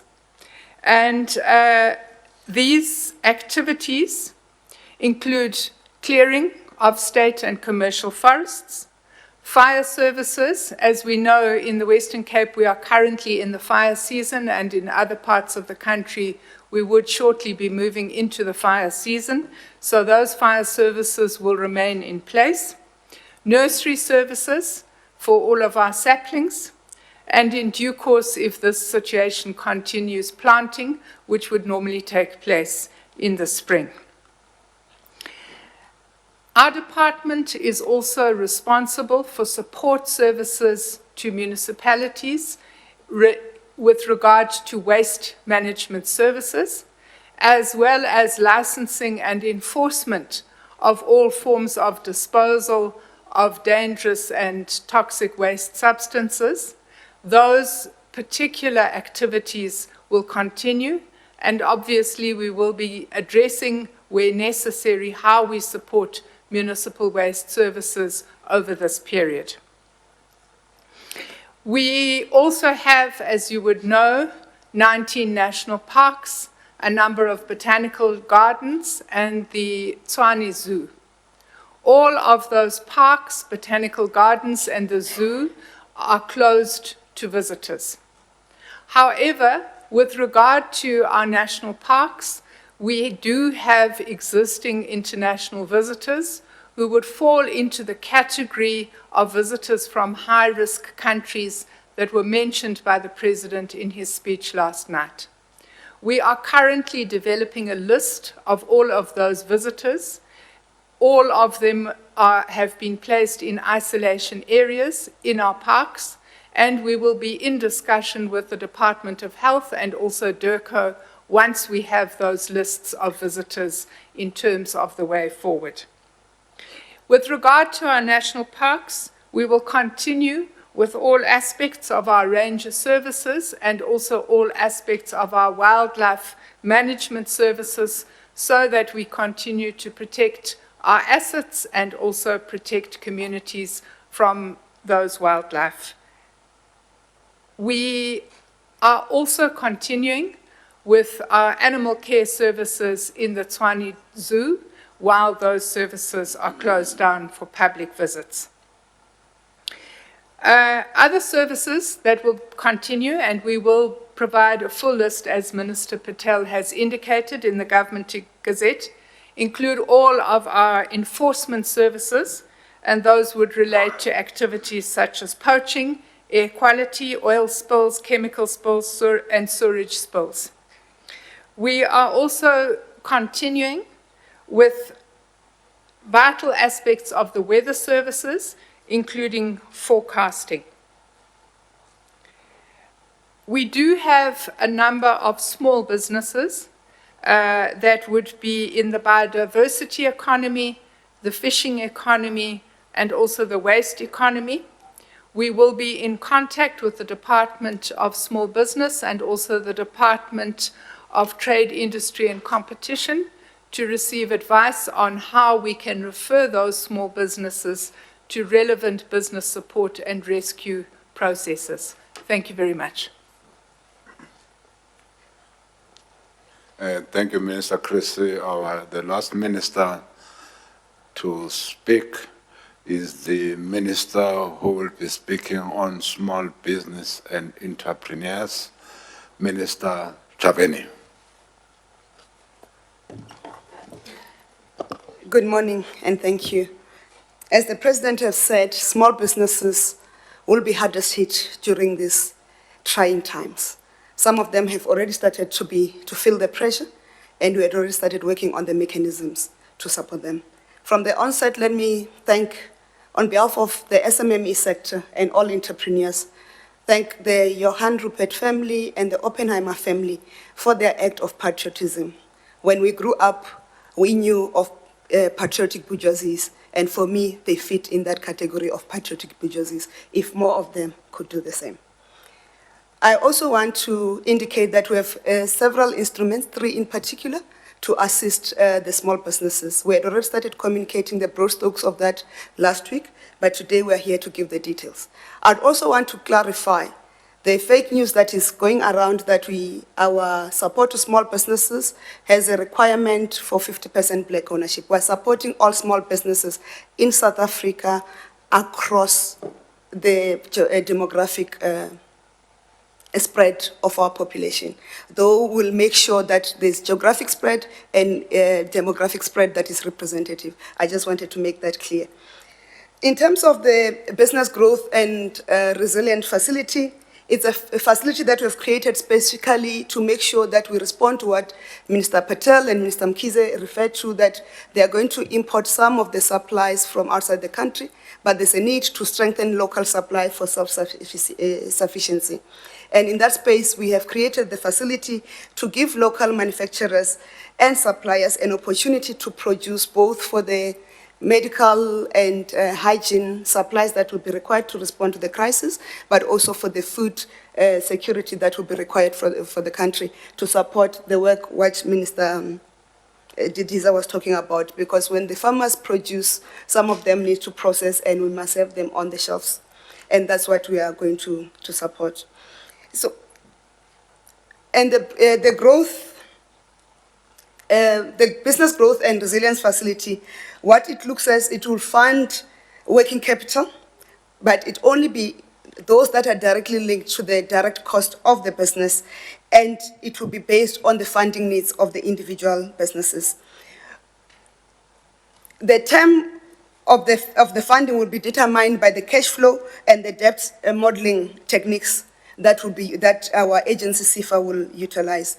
We are also making that funding available at interest rate of prime less 5% to the SMMEs. And I want to reiterate the following. The President has indicated that during these trying times, there will be those opportunists who want to use the space to be corrupt and to limit the minimal resources that the country have to support SMMEs and the whole economy and the healthcare system. We are very clear that any misuse by both our officials and also the entrepreneurs who will be applying for the funding of this facility, we are going to make sure that we apply to the letter of the law the provisions that the President have indicated. But we are also going to institute a penalty for everybody who misused that facility, of that we are going to repay the facility at prime plus 10%. In terms of the qualifying criteria, we are saying the companies must be 100% owned by South African citizens, and they must employ at least 70% South African nationals. And we are going to give priority to businesses that are owned by women, youth, and people with disability. And of course, they must be SARS registered, SARS compliant. For the non-compliant SMMEs, there are applications, they can put them through, but they will only be considered when they're fully complied with SARS and other. If you have to comply with UIF, we'll have to help you with that. Our agency, CEDA, will be available to offer that assistance. We are also putting a requirement that you must register on our national database, which has gone live today, this morning, at 12 midnight exactly, the www.smmesa.gov.za. For the self-employed and the micro businesses who are not compliant, we are going to assist you to comply through the CEDA.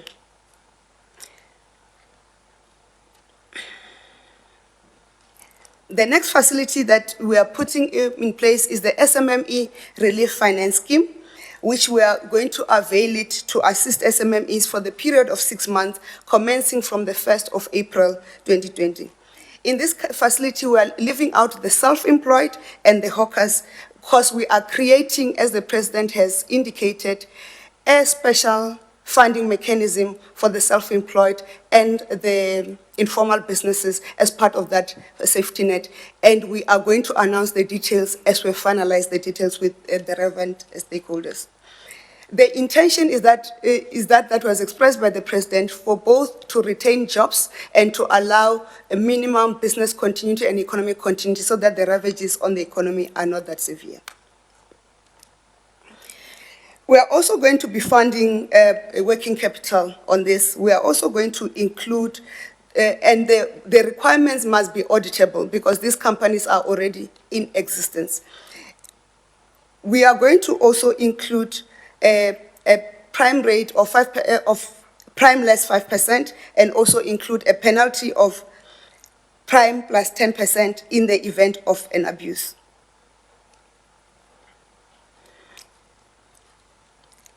And we are saying, in terms of this facility, your needs will be done based on the business needs. You'll know that our SMME category is defined in terms of the schedule of our Gazette, which was published in March 2019, 15th of March 2019, that defines what is the SMME categories.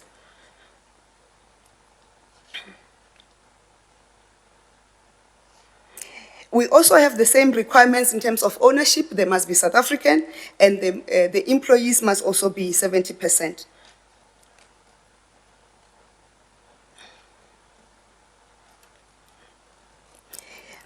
As you are aware, the banking sector has started to announce the mechanism to alleviate pressures on the SMMEs and self-employed and some level of vulnerable groups, including students.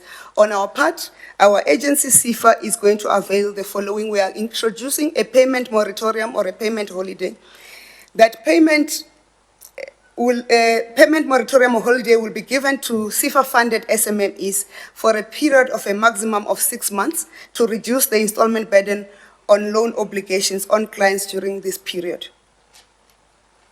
And beyond the 6 months, we'll do a reevaluation of what are the arrangements we can put in place, as we are fully aware that even when the disaster has ended, the kicking back of the economy may take a bit longer and SMMEs will remain vulnerable in that space. We are also including the deferments of capital or both capital and interest from the current loans that they have. And the interest that will be accrued during this period of 6 months, it will not be capitalized into the original loan facility over the proposed period. But will require SMMEs to submit proof of the negative impact of the period of the COVID-19 disaster. And we'll be implementing using the CIFA post-investment team and the CIDA post-investment support to support the SMMEs in distress. In this space, we want to clearly indicate that those SMMEs who were already in distress before the disaster, we have facilities to assist you during our normal course of doing business. And as indicated by Minister Patel, our work will be continuing, albeit remotely, and also sometimes not in touch with, you won't be able to walk into our offices, but please apply in the normal channels for assistance through CIFA. We are also introducing a debt restructuring model for the SMMEs that will be affected. We are going to conduct an analysis of those CIFA-funded SMMEs to assess which clients require the restructuring of their loans. And this could take a form of extended loan term, interest reviewing, and additional funding, which may be required. And the facilities will vary per funded SMME depending on the SMME's cash flow that is before the disaster and the shutdown. And additional funding, if we have to put additional funding in the event we are going to restructure the debt, we are going to do that at a prime less 5% in terms of our arrangement. Like Minister Patel have indicated, that spaza shops are considered as part of the grocer stores that will provide facilities for people to access their food or to buy food from. We must indicate those spaza shops that will be open are strictly spaza shops that are owned by South Africans, managed and run by South Africans. We want to make sure that the quality of food and the assurance of the quality of products is there. We are going to support the spaza shops in terms of bulk buying. Will indicate the mechanisms we are putting in place to support those spaza shops. We are currently working with our municipalities to make sure that all those spaza shops that are licensed and those that are not licensed are brought to the fold, and will indicate how we work forward with them. We'll announce the further details later. For more information, you can follow us on our handle. But you can also have, if you have queries, you can contact us on our call center, 0860 663 7867, 0860 663 7867, or 0860 one stop. You can also reach us on info@dsbd.gov.za or info@mybindu.gov.za. You can also reach us on www.smmesa.gov.za. Thank you.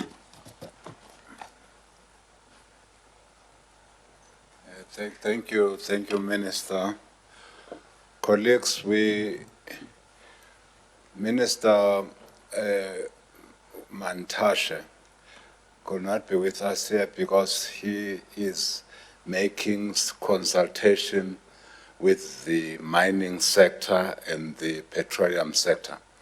And indeed, after those consultations which are happening today, we will be able to also have him speaking to the nation and to you on what measures we're putting in the mining sector and also in the petroleum sector and energy sector. Thank you very much. We are now at a time when we can take questions. And again, you know that we are having another engagement at 2 o'clock. If we can ask necessary questions. Let's start there, and we come here. We go there, we go there, we go there, we go there, we go there, we go there.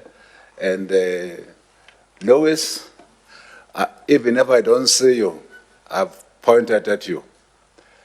Oh, and yourself, sir.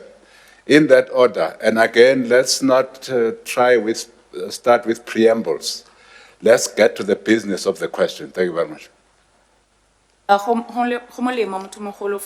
UFM. The informal sector will also be affected by the lockdown. What are plans in place to minimize the impact in the sector? Thank you very much. Next. Sharp and to the point. Good afternoon or good morning. My name is Aserin Lovu from Capital Live. Again, informal sector assistance to SMMEs. I just want to understand, does informal sector entails those that are non-compliant or they were compliant, however, there is something that they still need to fix, but they can't fix due to the time frame that they have already now, so they can be taken as the informal ones. Thank you. We are now that side. Adele McKenzie from Now Media. This is directed at the Small Business Development Minister. I just want to understand if the same criteria in terms of the annual turnover and if it applies to all the relief funds apply to all sectors as well. And also how quickly could the funds be made available? I'm presuming there's going to be a fast-tracking process. Thank you. you. Yes, Madam. Minister Patel, CCTV China. It takes an enormous amount of effort and time to turn an economy around. You haven't had that time. Can you tell me, have you actually engaged in cooperation with other countries such as China, who's coming out of this virus? And can you tell us how, if you did have this cooperation, you actually, and in what examples you found it most useful? Thank you. Next. Okay, I'll go. Heidi Jacob. Secondly, I don't know if anyone can answer this. Can you repeat that one? I didn't hear it. Who do we report to if Yes. companies are not abiding by the lockdown? Oh, okay. Okay, and then secondly, how are we going to ensure that we don't have load shedding? We're going to have millions of South Africans at home, and it's just going to exacerbate the situation if there is load shedding. And then just thirdly, the President has encouraged people to work remotely from home. But what if there is an instance where internet service providers have a breakdown or there's an issue with the internet? Are they going to be allowed to go and sort this out? Thank you. Thank you. Rorisang Khosana from The Citizen. I'd just like to know, South Africans are concerned or they're not sure what to do with their domestic workers and their nannies, specifically parents where both of them are working under the essential services listed and they don't know they're not sure whether to continue paying their domestic workers or nannies or incorporating them in the lockdown or letting them go home. And my second question is, what about employees that work on an hourly rate or on a no work, no pay basis? Is there a way that they could be assisted in paying rent and debit orders, or can they be exempt from such bills? Thank you. Next. Yep. Minister Mtembu, Puleli Treaty from ETV News. Maybe just two questions there. What happens in terms of funeral parlor businesses? Will they be allowed to operate, or is there going to be limited operations around their business sector? And also wedding and catering events as well, because a lot of South Africans are concerned about now the lockdown having been imposed from Thursday. What happens during the weekend if they have any organized event? That's one. Two, a lot of also South Africans have asked the questions in terms of areas and communities that do not have water, who rely on collecting water from JoJo tanks or going to the dam to get water to wash their clothes. What happens with them as well? Will there be limited movement around their area and communities? Thank you. Crisalda Lewis from SABC Television News. Minister Patel, what happens to companies or retailers that would basically be putting profits before public safety. Surely these retailers have a responsibility also to ensure that the numbers that are going into the retailers are properly managed. There is that social distance. I know you said you're speaking to some of the major retailers about this, but what happens to companies if they don't comply? Yes, sir. Karabole Hlatla, CNBC Africa. Two questions. Maybe to small business minister. The support that you're giving to companies, what happens to companies that are not 100% South African owned? So if a company is 47% South African owned, will it not qualify for assistance? And I particularly heard Minister Patel saying that the media is an important partner with regards to disseminating the message. I want to know if there will be a favorable look upon the media industry, which also suffered as a result of the no business that we're finding currently. Thank you. Sir. Angelo Coppola from China Global Television. Question for the DTIC Minister. I'd like to know whether the SANDF have been educated about Standing Order 156 and its interaction with the media after our incident yesterday. Secondly, a question for the SMME Minister. Minister, I'd like you to explain the logic behind stopping foreign-owned spaza shop owners from being open during this period. Thank you. Yes, sir. Thank you. Olani Mbanjwa, Newsroom Africa. One of the extraordinary measures that were announced by Minister Patel is for the exemption of the competition for the banking industry. How long is this going to last? Because there are concerns that there could be some collusion that develops as time goes on. And how are you going to monitor that there is no such collusion? Thank you. Thank you very much. I hope I've taken all the hands. Oh, okay. Yeah.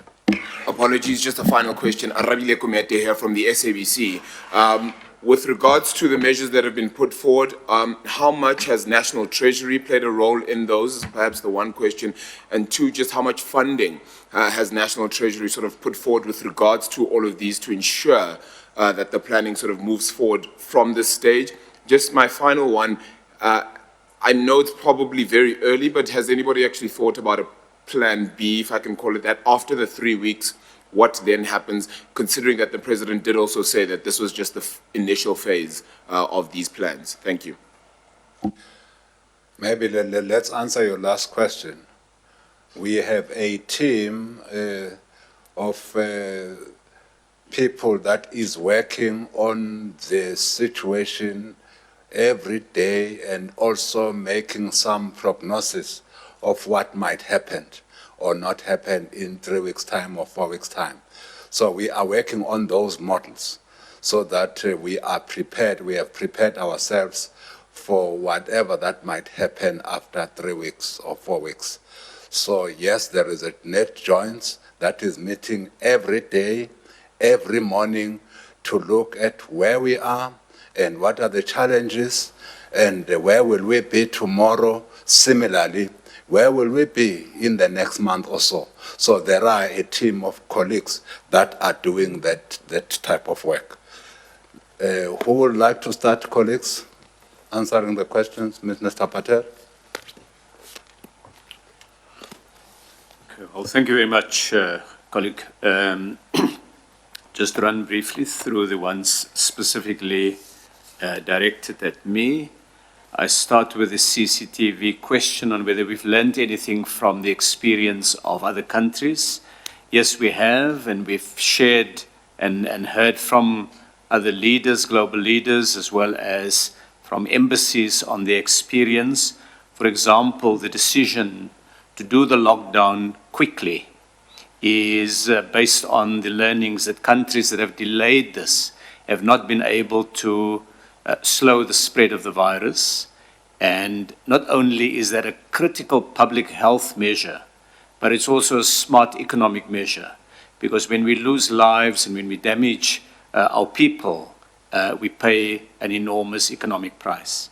Second, the importance of working from home, facilitating arrangements where people can work from home has been done increasingly over the last 2 weeks in different parts of the world, and we're now implementing those measures.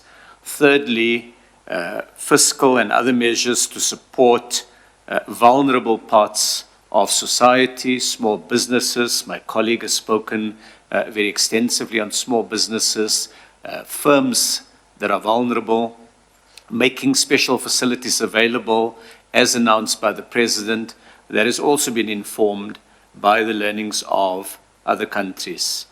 We've looked carefully at the lockdown provisions to see the kind of sectors that countries have deemed as critical. We've looked at our own reality as South Africa, what is key to maintaining basic supplies to our people. So those have been the kind of areas of learnings. On the ENCA question, when the Gazette comes out, it will provide more information on the reporting arrangements. On load shedding, of course, we will work to ensure that the entire energy supply chain, from coal mines through to the coal trucks, through to the arrangements at the various Eskom plants, that is generation, the transmission, the distribution and reticulation, all of those would be exempted from the lockdown. In addition to that, we expect that there will be a decreased demand for electricity when some of the larger enterprises begin their shutdown. And of course, we will need to work closely together to make sure that all the key maintenance teams from Eskom are able to respond immediately to challenges. Similarly, on the digital infrastructure, we regard that as an absolutely critical service. So we will make sure that both the fixed lines and the mobile telephony systems are maintained, that workers and professionals connected with any of those would be exempted from the lockdown, because those are critical means of communication, but also of economic activity that can be done from home. Coming to the question on the ETV issue around funeral parlor businesses, it's a very specific question, but of course we will make sure that basic undertaking services and facilities are available in this period. We'll still have to look at some of the more detailed questions that have come up on some of the other areas. On the SABC question on retailers who put profit before public safety, we've made a call to the retail sector and we've had a very positive response. We'll monitor carefully the developments over the next few days and the next few weeks.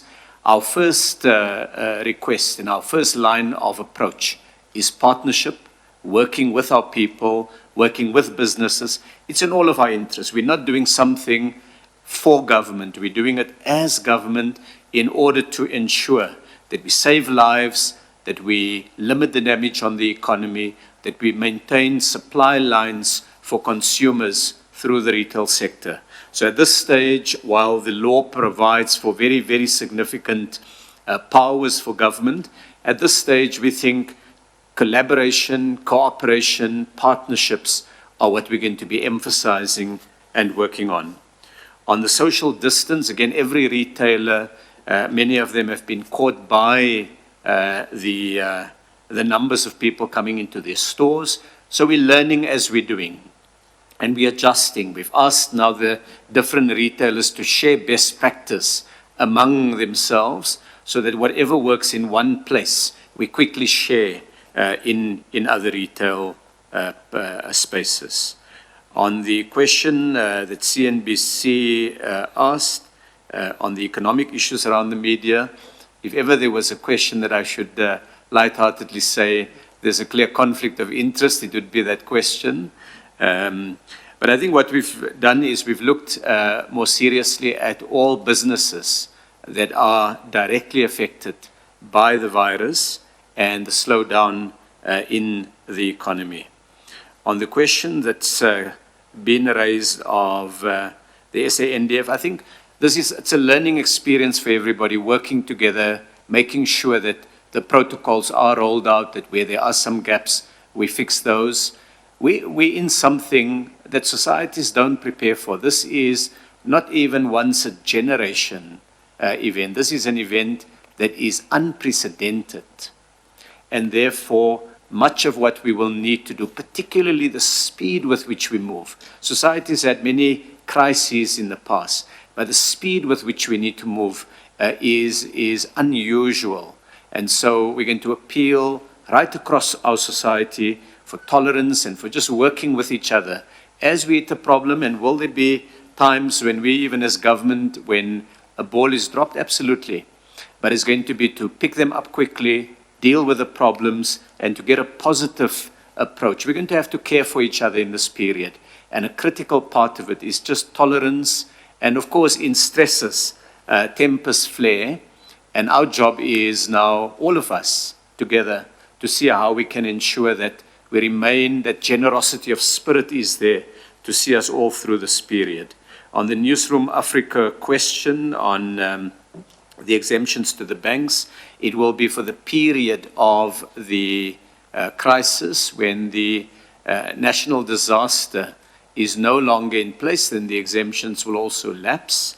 We have put in place provisions in all of these exemptions to deal with challenges, so they specify precisely what the collaboration and agreement can be on. It cannot go beyond those areas without a further directive. We've also spelled out in there that minutes have to be retained of meetings and copies of agreements have to be retained as records by the companies concerned. We want to take the view that we will remain vigilant to ensure that the laws are not broken, but at the same time we are introducing flexibility, because flexibility is absolutely critical to enable the sharing of resources. Normal competitive behavior will be suspended for certain kinds of activity that are directly related to ensuring that we deal quickly and effectively with the virus. On the role of Treasury, the Director General of Treasury is here. It's been an absolutely key partner, working very closely with different departments. We've had an extraordinary level of cooperation and working together right across, not only in government, but between government and the private sector, between government and the trade union movement. We're seeing South Africans coming together to take responsibility together in partnership to deal with this crisis. Thank you. Thank you. Minister Kuban. There were no questions directed to me. I think the questions will be others from social cluster in the afternoon. Mr. Chris. Mr. Chabin. Thank you.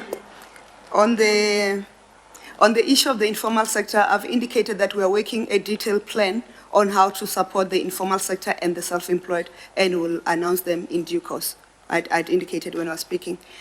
The non-compliant SMMEs do not qualify as informal sector.